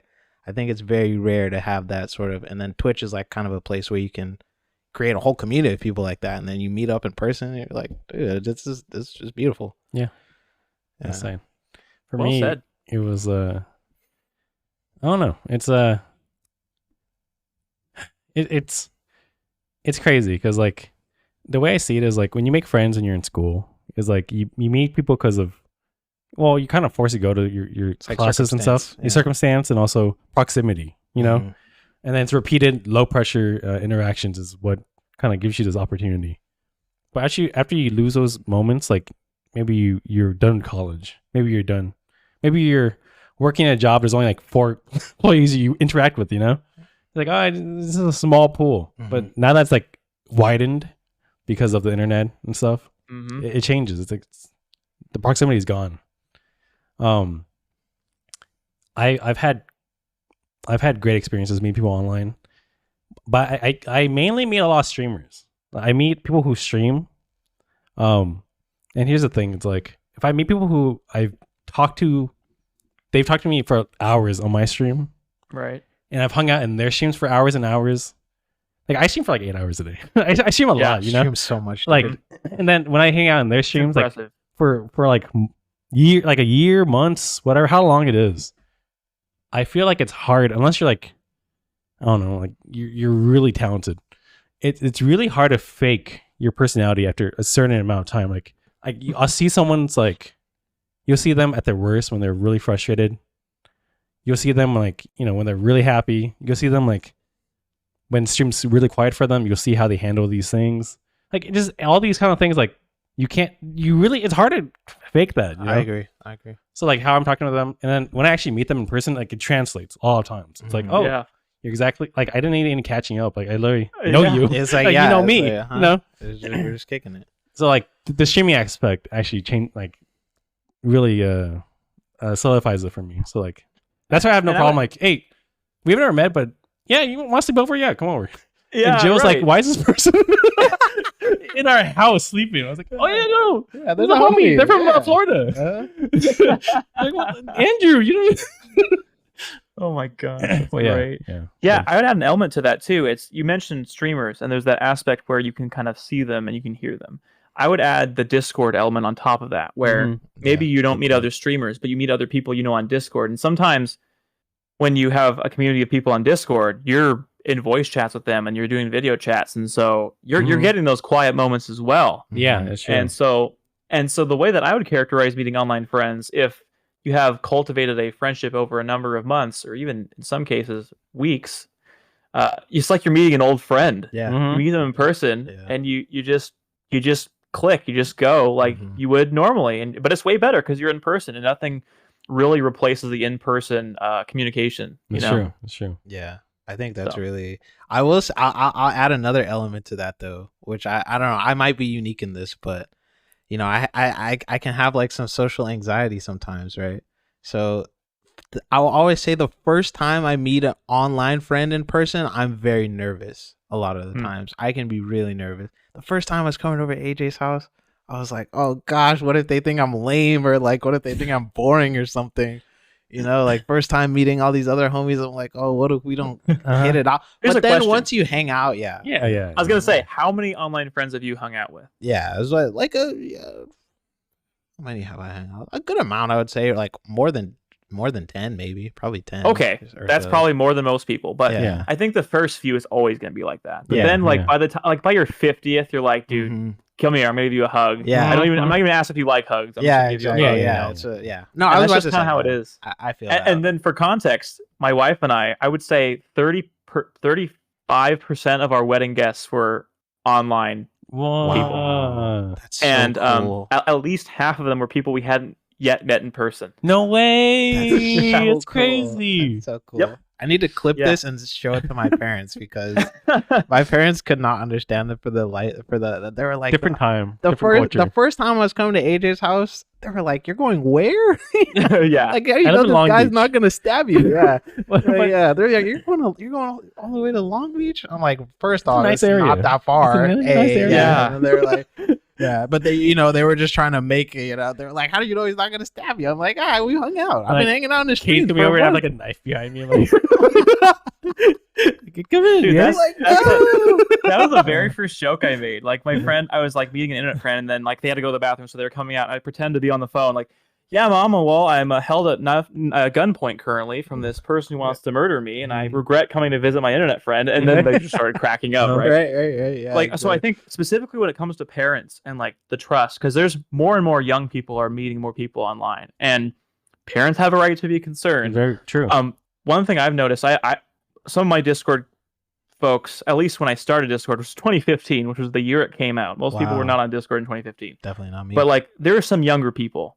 And one thing I've noticed is I have a few people that I'm not going to call out in my head, but like they were extremely timid, and they, maybe they're even 10 years younger than me. So they're probably 20, 21 now. But, 5 years ago, they were quite a bit younger. Mhm. And, they had this whole social anxieties, apprehension. They would join a voice chat and they'd be muted and everything. And they'd be like, "Oh," and they'd leave. And you go, "What happened?" "Oh, sorry, my mom came in and I don't want them to know that I talk to online people." I'm like, you're making a huge mistake. What you do is you say, "Hey, look, I like this game, or I like this, whatever. And I met someone else and I want you to introduce them as a friend or whatever." You get your parents involved is what you do. Mhm. And I think there's a cultural misalignment where people feel like they have to hide things from their parents. Yeah. And one thing I'm really interested in is how can we change the culture to where young people are integrating their parents into their lives more? Yeah. Because when it came to my upbringing, my parents were fairly they always let us ask questions, and they always let us they were fairly strict, I guess you could consider it. But Yeah. they always let us ask questions, and we always felt like we could trust them, they could trust us. So immediately I'd be like, "Oh my gosh, look at this person I met on Skype or whatever," and they both like they like Sonic games, and they'd be like, "Okay, what?" And they're like, "Yeah, well, here, hey, say hi to my mom or whatever," and they'd be like, Yeah. "Oh, hi, Mrs. Kimball," Mhm. Oh, whatever. okay, And then okay. they would talk, and they would develop friendships, and then next thing I know, my mom's adding this person I know online on Facebook by accident, and is really embarrassed, and like that's just funny, and that builds trust. It got to the point where we had a family vacation somewhere in Canada, and the thing that I would do is I would tweet out like, "Hey, I'm going to this area. Is anyone around?" And one of my, at the time, Windows Phone friends was like, "Hey, I'm in the area. I'd love to like get coffee or whatever." And he's like, "I'd also love to give you like a tour of Victoria." And I was like, I asked my parents, and I was like, "Do you guys mind if like this guy that you don't know gives us a tour?" They're like, "Okay." Yeah. And he Okay. gave us an entire tour. He gave us the best places to eat and everything. And at that point, my parents were like, "Okay, They're this sold. whole online friend Yeah. thing is Okay. pretty All right. legit, This is cool. Yeah. So I would just say, encourage and find ways to be integrated in, like, for your parents if you're living at home and you're like, "Oh, I don't want them to know about this." Like, find a way to involve them, because your parents want to be involved. Like, Yeah. Okay. they would want that, Mhm. I love that. So, Because yeah. like my upbringing is completely opposite. It's just, it was like everything is secretive. Yeah. My parents didn't want to address things like, it's like, I don't want to go in detail, but Yeah, it's just like, Mhm.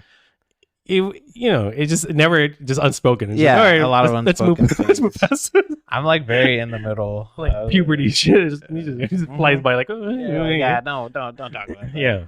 Yeah. I definitely feel. what do you mean by you're in the middle? I'm curious. I feel the middle of that, where it's like my parents are pretty understanding usually, but then sometimes they can kind of, like, my mom specifically is like very protective, like kind of like, okay, you can't, or my dad's like, he's a smart kid, he's fine, right? So it's like I definitely think it's a pretty interesting experience. Well, also, like, yeah, I think what you're saying too is like you sort of show them proof of, like, proof of concept kind of thing, where it's like, hey, like in this case, it's like, I showed them AJ. I was like, look, he's a streamer. Like he's not he's not crazy. Like he's hosted events before. You like, load it up. It's like something, you show the stream, something crazy's happening. Yeah, like, this is the guy. Yeah, he's like, he's talking about something nasty. Yeah. This guy, you go to his house.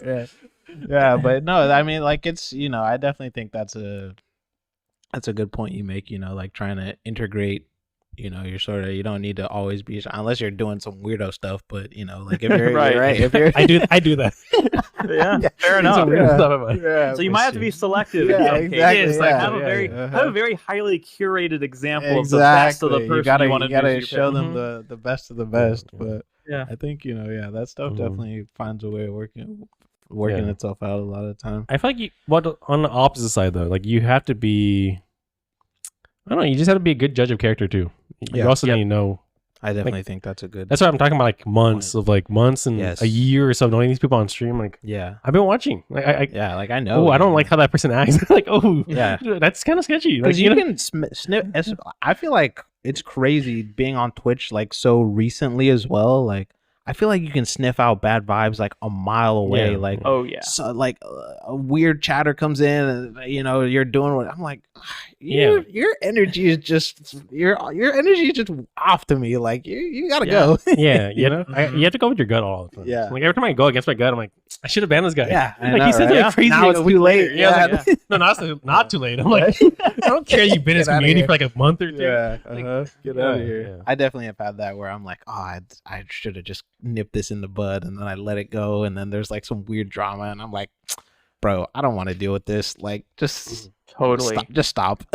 Rule 1 in my Discord server: this server is not subject to your definition of fairness. Yeah, facts. Yeah, First rule. If you're strange, that will save you hours of pointless debates with 15-year-olds about why your rules are unfair. It's like it's the first rule. Mhm. I decide what's fair. Mhm. You're out of here. Yeah. And It's like your that's domain. how you have to do it. Mm-hmm. You know? Yeah. Because it can get really not fun very quick when you're hanging around when your stream's full of people you don't like. Yeah. Yeah. You could get. I'm on like the really aggressive side though. It's like the moment I'm not having fun with what you're sending me, I'm like, you don't do anything wrong, but I'm just not like, I don't want you here. Do it. Like, Yeah. ban. You have license to ban whoever you want. Yeah, exactly. It's like, That's you know, the I best don't part. Do it. do streamers don't make enough. It's like, man, I'm bored. Like, I don't really like what you're saying. You don't pay Like, me enough for this shit. But when you're smaller and you're like, but I have one chatter. And that's I need this person. that's the trap that That's- happens. I don't like their vibes. I Yeah. think they're probably a toxic person, but I'm Yeah. going to entertain their conversation because Mhm. holy heck, I have a chatter. Yes. Mhm. Yeah. That's a trap though, That was the hard part because yeah. you get stuck in that loop. Well, not well, yeah, it is a loop. It's a essentially. loop Yeah, for yeah. sure because it happens. I mean, even to me, like I'm still pretty small. Like I've I obviously have like a consistent group of homies now and stuff that pull up, but it's like on the slower days, and then someone comes in and you're like, just just relax. I've been on you both know? sides though. It's Yeah. like I really need affiliate. Like I really need affiliate. Yeah, Kids yeah. asking me to play these goofy songs. Yeah. Oh man, yeah, sure, bro. I gotta play your song. Yeah. Oh, Yeah. that's so Yeah. funny. Yeah, dude. Yeah, but I mean, I definitely think I've learned from AJ a lot though, because Yeah, he's but- definitely on the more. Because before I never banned anyone before, like Mhm. before we started hanging out, and he was like, "Bro, I just ban people. Like, I just get rid of them, get out." I'm like, I will say I'm a little more on the aggressive side. Yeah. I talked to my friends about having a shared ban list, Mm-hmm. which I think you also have like something on your website talking about a shared ban list thing Mhm. too, but unrelated. Yeah. Maybe. I'm Yeah. sure I saw them.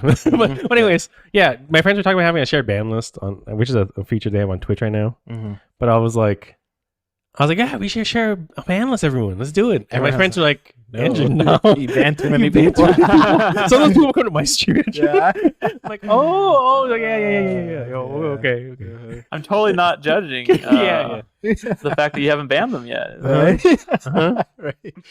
Yeah. No, I definitely think because it's surprising to me too because I haven't had that many awkward interactions in person, but I guess that's because I don't talk to that many people either. But like a lot of my interactions in school and otherwise were like mostly people are like pretty normal, but then like on Twitch it's like you can just see that there are people who are either just don't care about like reading a room or don't really know how to, kind of. And it's like, that's usually where I have pause, where I'm like, okay, I'm trying to feel you out. Like, do you just not know how to read a room, or are you just choosing to just be weird and like, do I need to, you know? And then some, but I mean, yeah, I think if it affects your vibes, then like sometimes you just gotta make the hard decision.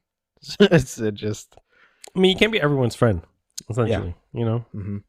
Yeah, Oh. that's facts. Dude, It doesn't mean I don't give them respect when I see them, you know. Yeah, Or like, exactly. you know, I'm like, I'm not. It's just like, yeah, this isn't the place for you. Like, you know, you can go somewhere else with that.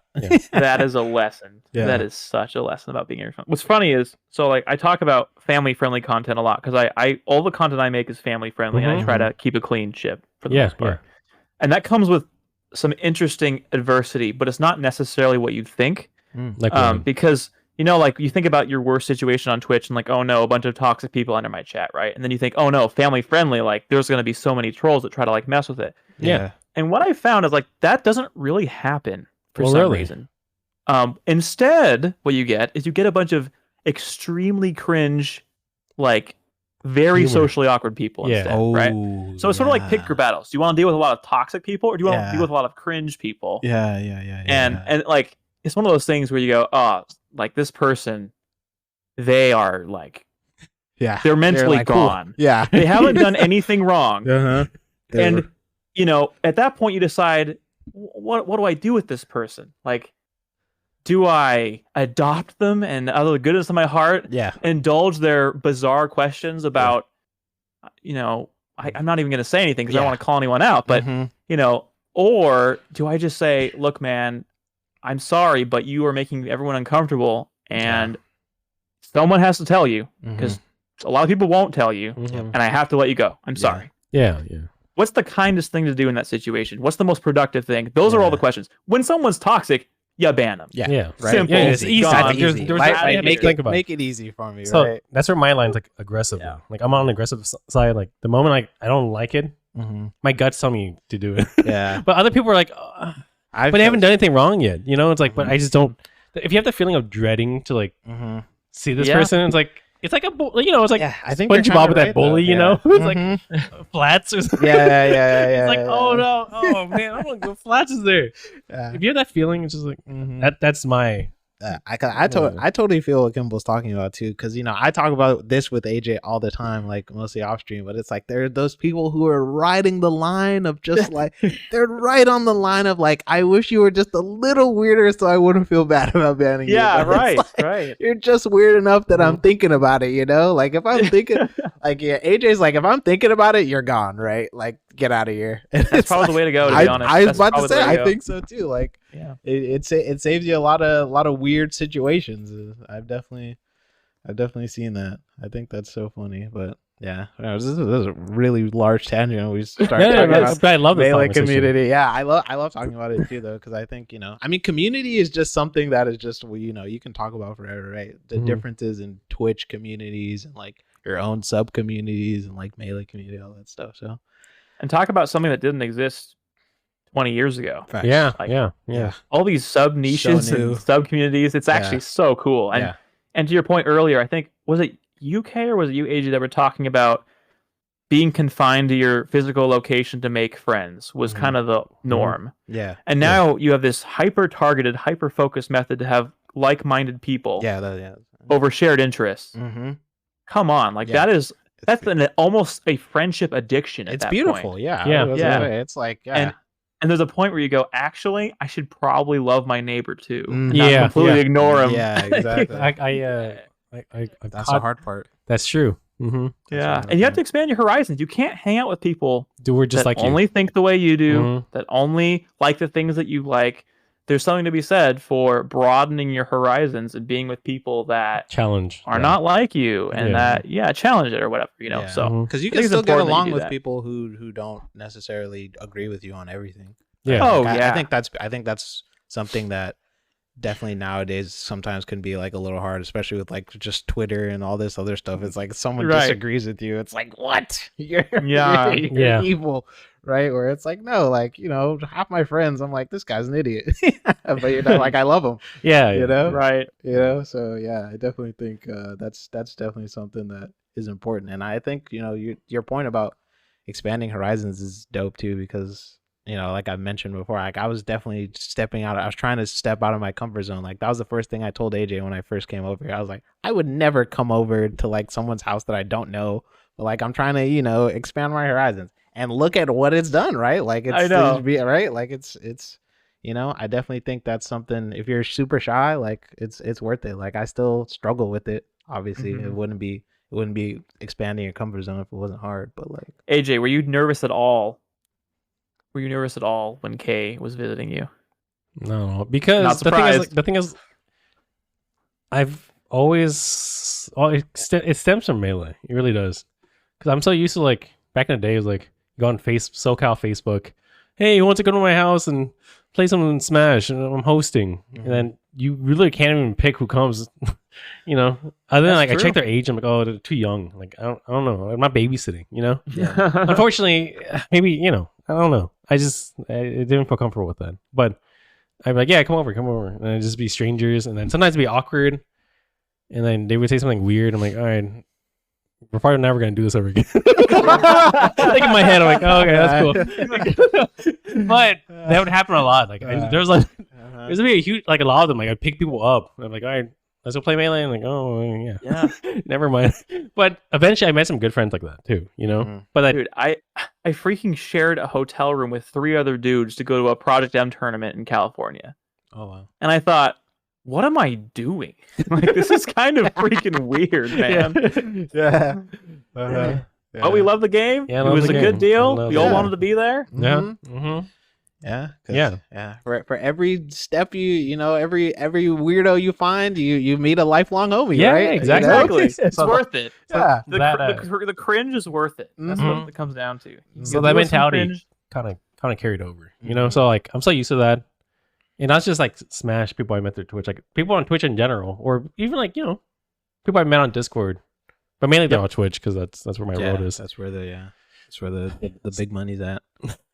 So I would just along with that mentality of Smash, like of inviting like strangers to come over and play, mixed in with the curation of like knowing these people because I've interacted so long. Mhm. That's how I'm like, oh yeah, okay, come over. Yeah. Like I've had a party, like if you know MF or motherfucker, Mhm. that's his name. Mhm.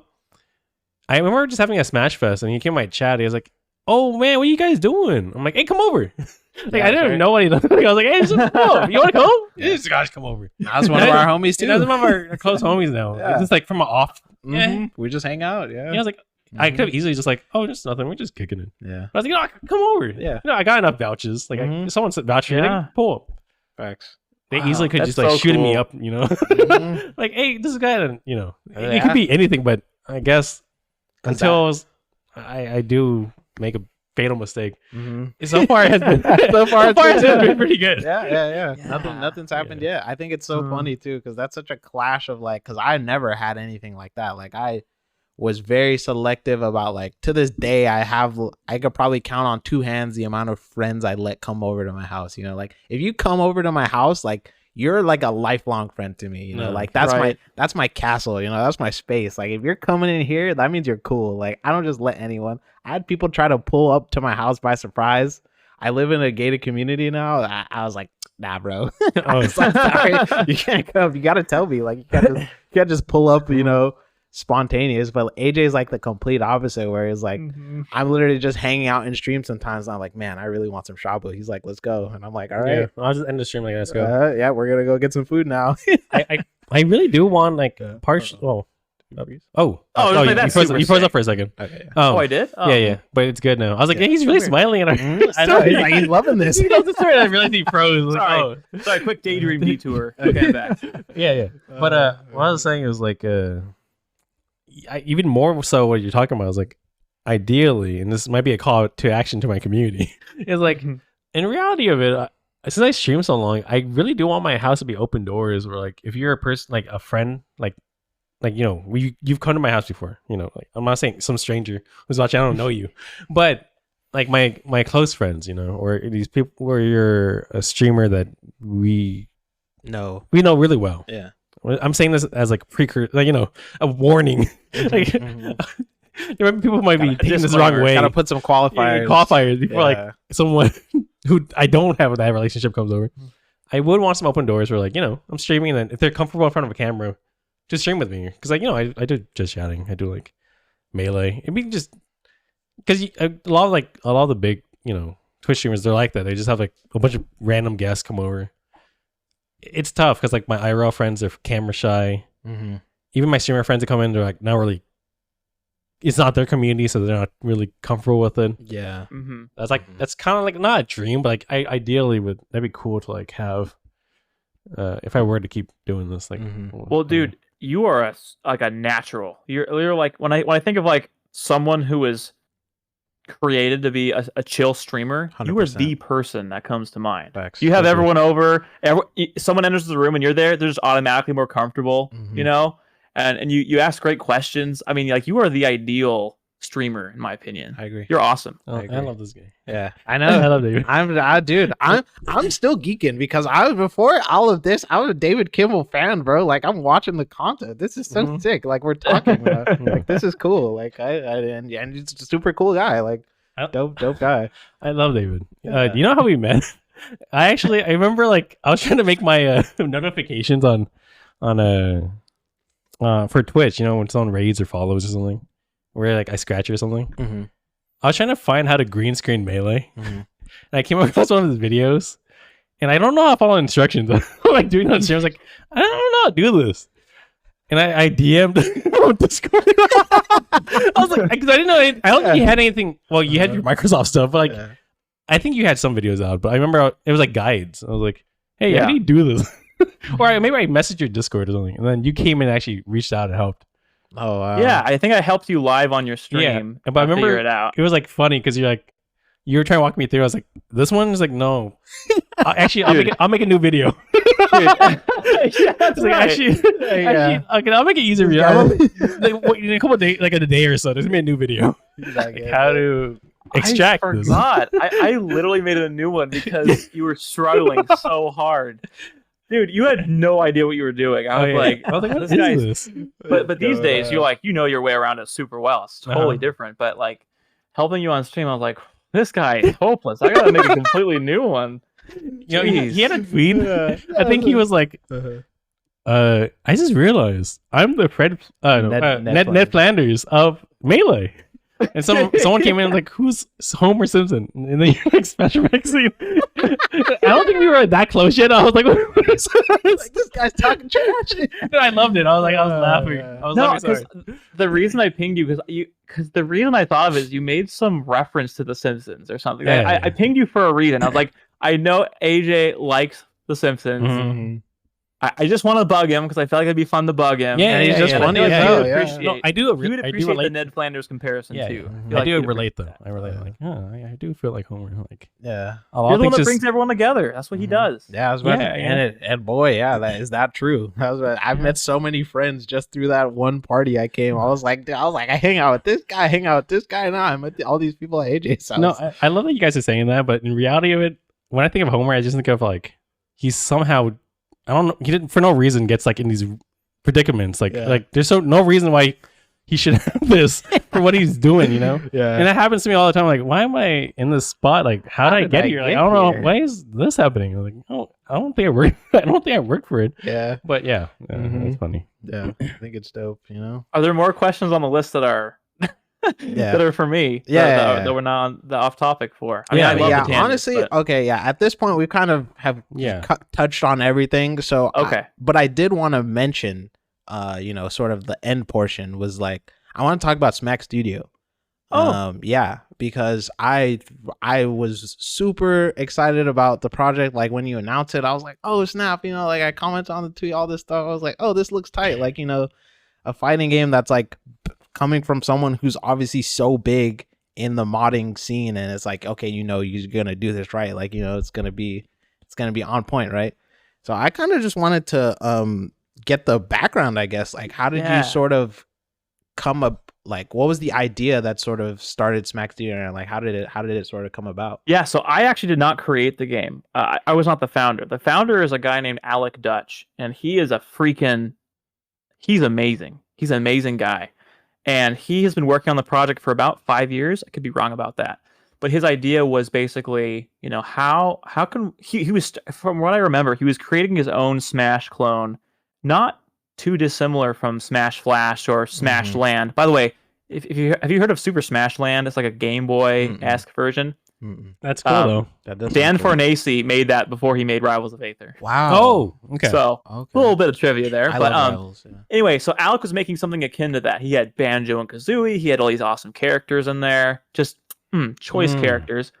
And he realized that he thought, well, I could just like make a legit game around it and make money and not like just copy off of that. Yeah. And then at some point, he basically created tech that it's absolutely mind blowing. He realized that pixel art is awesome, pixel art is great, but it suffers from like 2D illustration in the sense that you have to make frame by frame animation if you want to do something cool, and that is so tedious. It's so freaking tedious to do frame by frame animation. Whereas on the 3D side, if you guys have ever done video editing, like about interpolation and like keyframes and stuff. Yeah. Where you just say, on this point in time, I want someone's hand here. Yeah. At this point in time, I want their hand here. Yeah. And then it does it all for you. Like that is so much easier than frame by frame animation where you have to draw each frame, right? Yeah.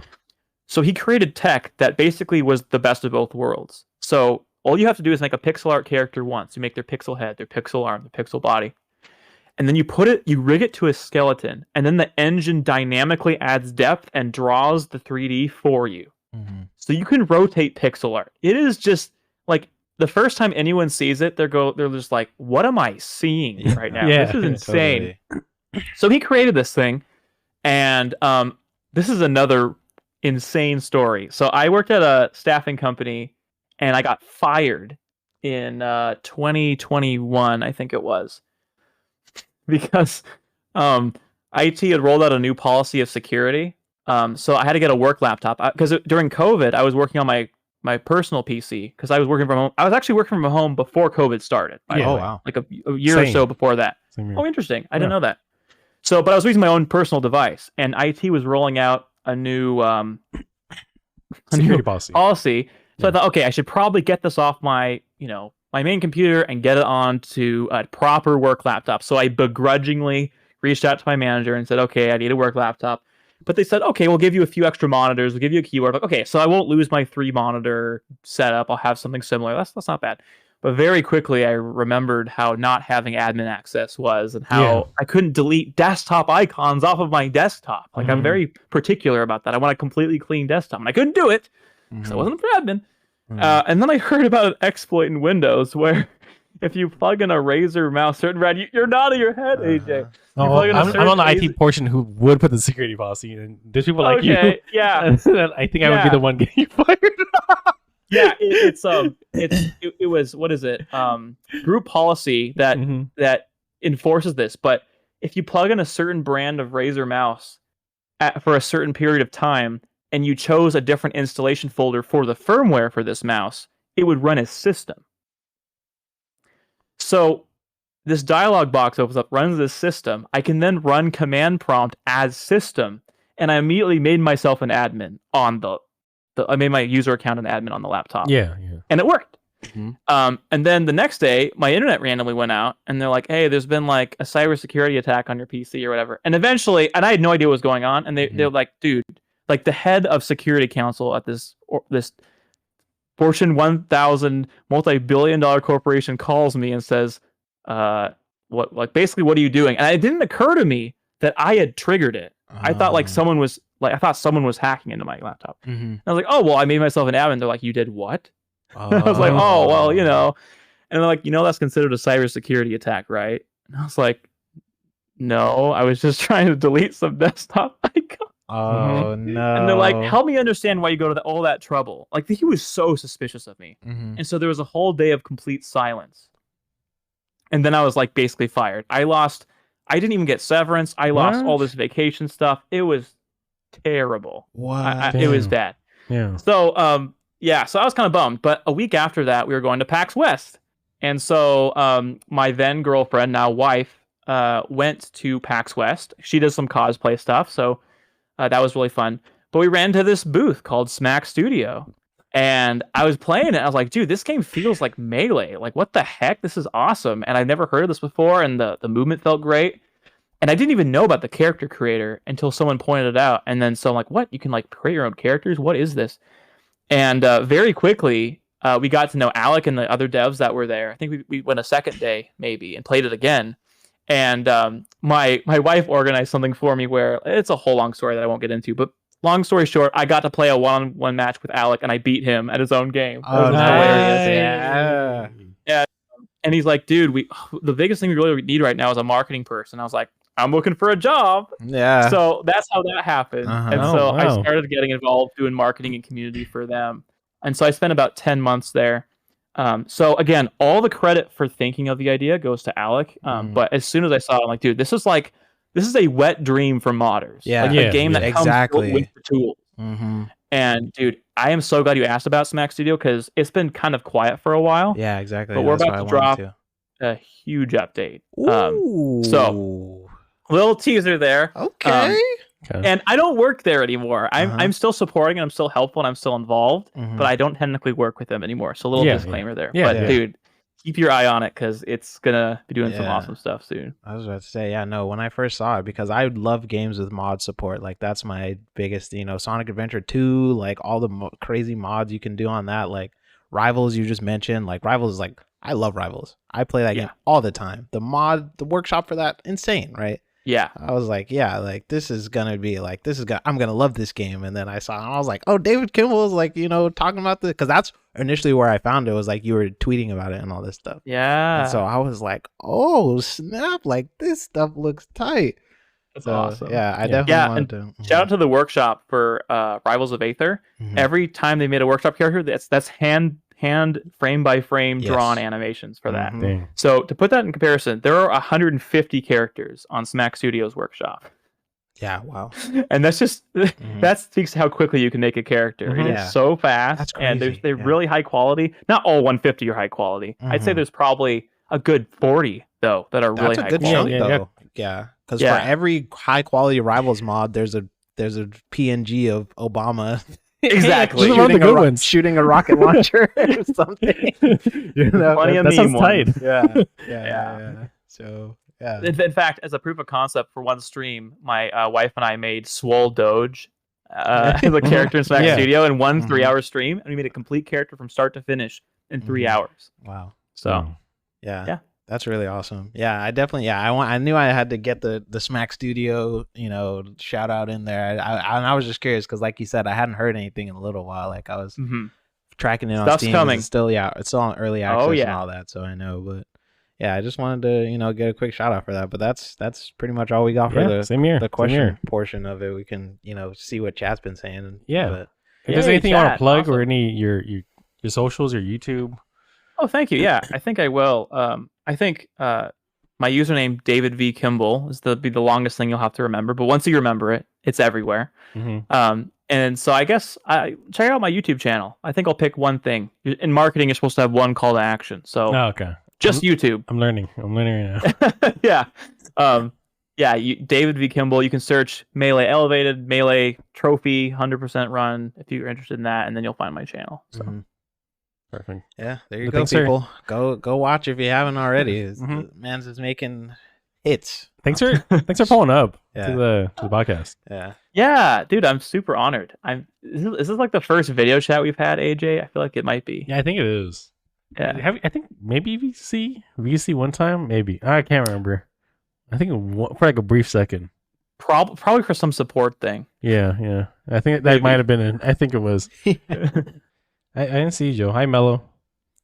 I saw you lost in your convo. Great podcast. Yeah, this is actually pretty good. Oh, dude. Uh-huh. I was so excited for this one. Like AJ, because yeah. So I don't know if so David, I was doing a podcast like before this one, like on my own, just kind of like I knew I wanted to start something, and I was like, I kind of wanted to be Melee, but I also like I don't want to be locked in as the Melee guy because I have a lot of other things I love, right?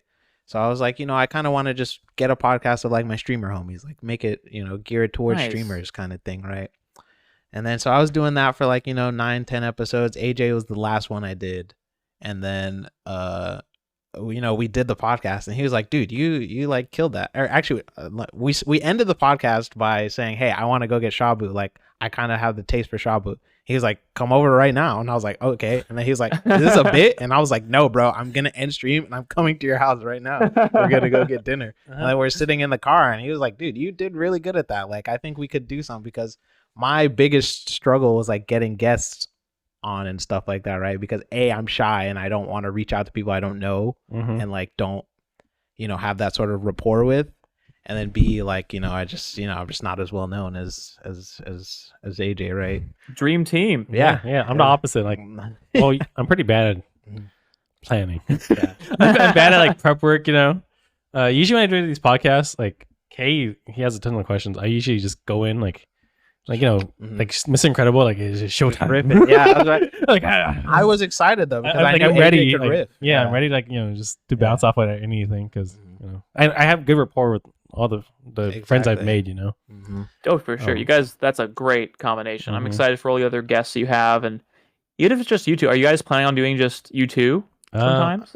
Maybe. Yeah, like I feel like I don't know, because the thing about it is that AJ is very good off the cuff, right? Like he can just go. Yeah. Whereas like I had to really I prepared a lot of my stuff, because like that's what we were talking about earlier. Like AJ was nervous about doing it live. I was like, bro, trust me, there will never be any points where it'll be awkward, because I always have the next thing lined up, right? Yeah. So it's like there's no fear of anything, like any awkwardness happening, because I'm not, like every single guest that I had on, and it made it easier because they were like people I knew, which is why I also love this opportunity too, is because like I didn't know you before this podcast, but now I'm like, dude, this guy's tight. Like I feel we're friends, right? Like this is cool. We're totally friends. Yeah. So I'm like, but just that little extra, just looking up questions and all that kind of stuff. Ignore the chat. Don't look at it. Don't look at it. Don't look at the chat. Enjoying the Some chat. Noki Doki. That's a tight name. Don't look like a Enjoying it. don't look like a hawk boss. My cat jumped on my keyboard. Okay, Joe. Side note. Okay, since this is just the casual portion of the stream, Joe, how come you let Ipo out? Yeah, dude. Ipo's right there. You guys He's see? distracting me. Let me go full screen for a second. He came and was like, I'm hearing him like tip like what do you call that? Tap dance around the house. I was like, let me go full screen now. No, I was getting so distracted. Ipo, look at this. He's leaving the camera. I walked away. He knew. I'm. This is my first time ever incorporating the full screen portion of it. Yeah. But this is a. So there's the computer I'm talking about. Right behind you is a computer. Oh yeah. You see that? Yeah. It's the I see it. hookup. That's Joe's computer that I took, and then In the behind the scenes right now. Yeah, behind the scenes is the camera.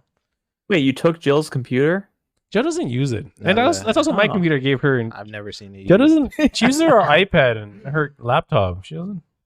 I put a 1050 Ti. That's pretty good. Wow, that is very good. It's not.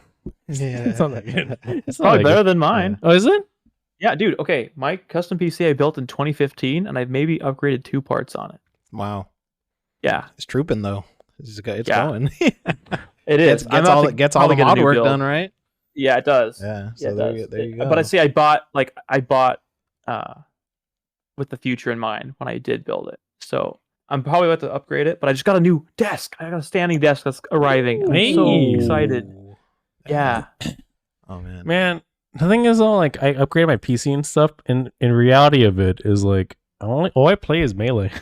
All I play is Melee. I'll play like like Stardew Valley, Yeah. RuneScape. What else? I'll play retro games. Like I have no reason for 3070 or like and the Do you do stuff with video? what was that? You do stuff with video? If I was better at like keeping on task, I would. Dude, Yeah. video. Yeah. It's all about video, man. The video That's the stuff is biggest time. handy. The biggest time sink is when I edit videos.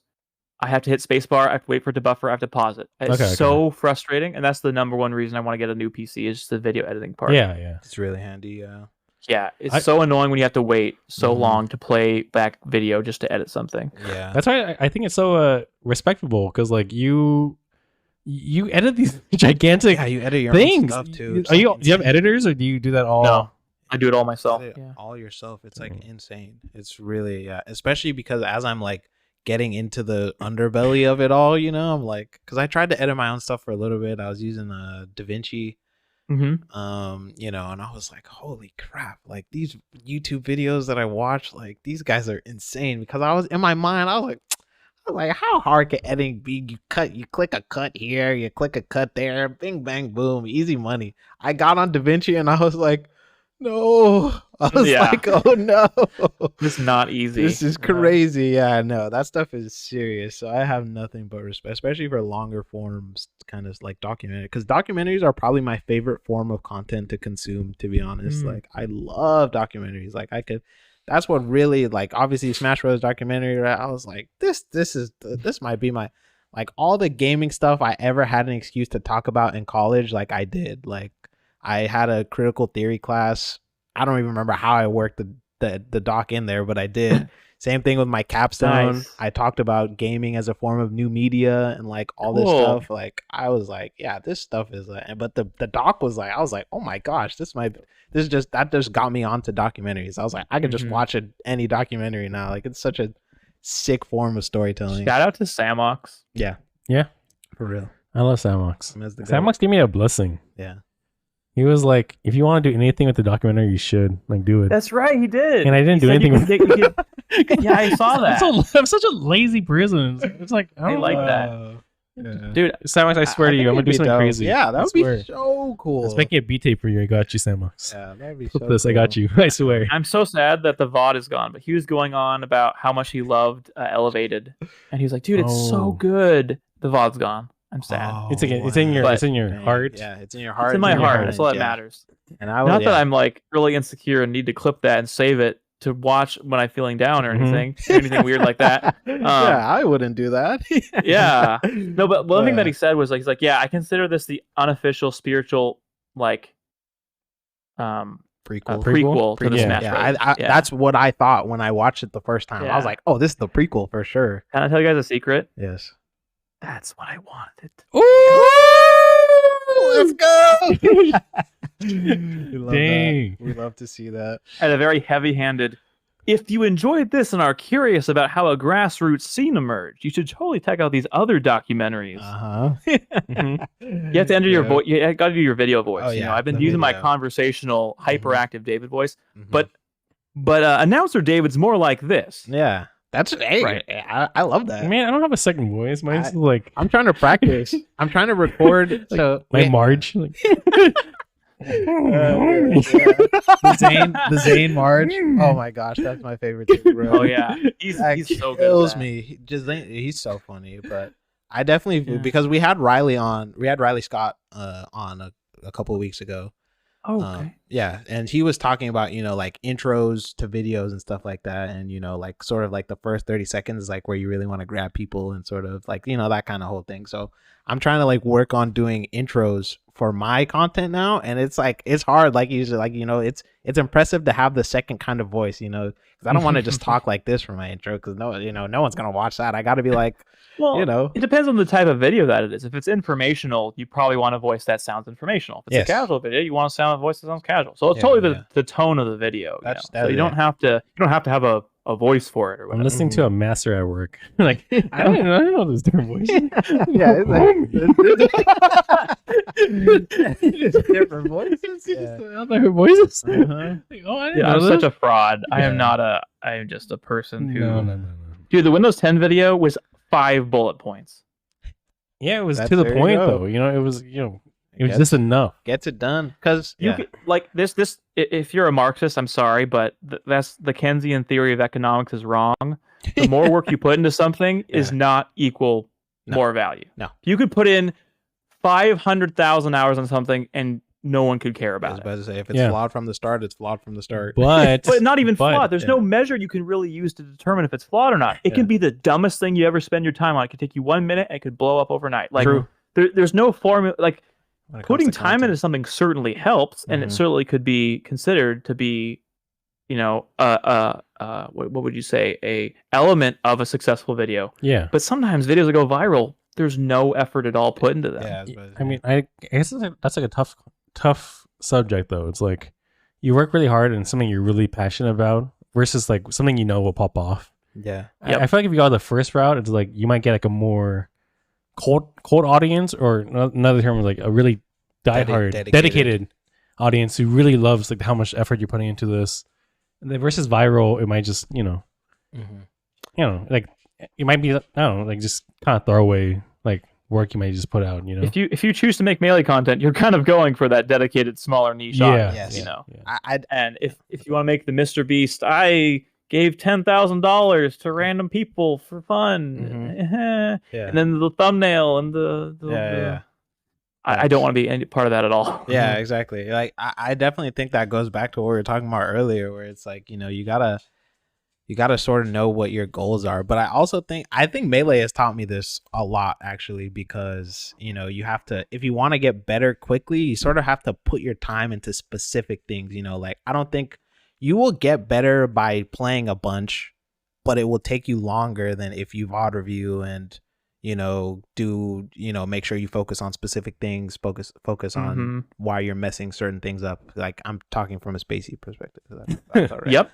But, I think that mirrors a lot of things. Like, depending on what you're trying to get out of making content is like, because if you're just going for like numbers, then like, you kind of don't have to be as afraid of like compromising your whatever you want to call it, your values or your creative spirit or whatever. Whereas like, I don't care if this video gets 1 view. Like if I make something that I'm proud of, then like I'm happy, right? Yeah. And I think that there's definitely different philosophies of like how it goes, because I think it goes the same thing with streaming and any form of content really. Like if you're doing stuff that you love, like I feel like people would just naturally gravitate, because like if it feels like, that's why I haven't I haven't been playing Melee very much lately, so like, I'm not feeling it, right? It's like if I'm not feeling it, then I feel like people will catch on to that. I'm not very good at faking it either. It's like how am I supposed to fake this for however long? It's like I gotta just do what I'm feeling. Totally. On the opposite side though, again, is like it's like a thin, it's a balance though. Like it's tough. It's like I heard a concept like one for them, one for me. Like it's like I don't do that now, but I want to. It's like I know what videos I could do would pop off and go crazy, but it might not be something I even want to do. It's like I can do that, but then I like a balance, like growth. One for growth, one for like my all. Like I want to do this, but I know people might not even care about this. I'm trying. That might be the philosophy I move forward with. It's like I like that too, though. I think that works. I don't know. I heard some like a musician does that, and that's how they. It's a great idea. It's a great philosophy if you can do it. My problem with that is try envisioning a future with something you don't care about. Yeah, that's so hard for me too. It's like this video that people will like comes out that I don't care about. Yeah. All right. I guess I'll put 5 hours towards that. Yeah, maybe. It's so hard to sit down. It's way harder for me, like the way I conceptualize things. Yeah. Like so many people after Elevate were like, when are you gonna make documentaries on other games? And I was like, I don't want to. That was a lot of work. I like Melee. That's why I made it. I like Melee trivia. That's why I made it. And it's like the idea of making a documentary about like what would be a popular game. I don't even freaking know what would even resonate. Modern Warfare. Like Call of Duty, maybe Call of Duty 4. Maybe a game that people would feel nostalgic for, the first Modern Warfare game. I'd watch this. I could make a documentary on that. Yeah. But then like the thought of making that sounds so tedious. I don't care about I'm sorry, I don't care about the developers of the game that much. I don't like the developers of Melee, like dudes, I'm gonna like creepily DM them and say, can I talk to you? And I'm gonna, study all their random blogs that are in Japanese and translate them. Exactly. But like, people that made other games, it's just not, it's not where you're at. It's not your calling, Yeah. We've been ignoring chat. I feel bad. We need to acknowledge chat more. That's okay. They're used to it. Yeah. No, okay. I love you guys. Sounds like an abusive relationship. My dog's also getting mad at me too. Ipo. It's okay. Hi, Joe. Hey, what's up, why Joe? is Jill stuck? Why is Joe, Jill are you stuck? Okay, Joe, walk outside right now. Yeah, and give me 1 second. Let me make it full screen so you can see you crawling. Okay, Joe, you're good to go now. Go ahead, Joe. Go. No. Okay. I guess we could wrap up. No, I'm pretty happy with it. yeah. Yeah, No, this great. was awesome, Yeah, yeah. guys. I had a great time. Thanks for coming down. Oh, Yeah. you didn't come down. But Come thanks down, for thanks for pulling up to Yeah. the podcast. Mm-hmm. Yeah, the moving curtains behind you guys looks freaking hilarious, by the way. Look, that's Hippo. Hippo. Yeah. My dog is like shaking it. He's going ham. Yeah, it was great to talk to you though. It was nice to. Yeah. It was really nice to meet you. Everyone, Yeah. I'm geeking. Oh, So this me. is really fun. Dude, it was super good to get to know you, Kay. I didn't know you very much before Mhm. this, so it's good to get to know you. I'll be checking out Yeah. more of your streams for sure. And Oh yeah, same to you. Like I'm definitely I'm hanging around because I was hanging around a couple of your streams too. Mhm. But yeah, it was really good to meet you, and this was fun. Very fun. yeah, we'll do it again somehow. Yeah. See you guys. All right. Yeah. Take care. Take care. Yeah. See everyone. Bye everybody.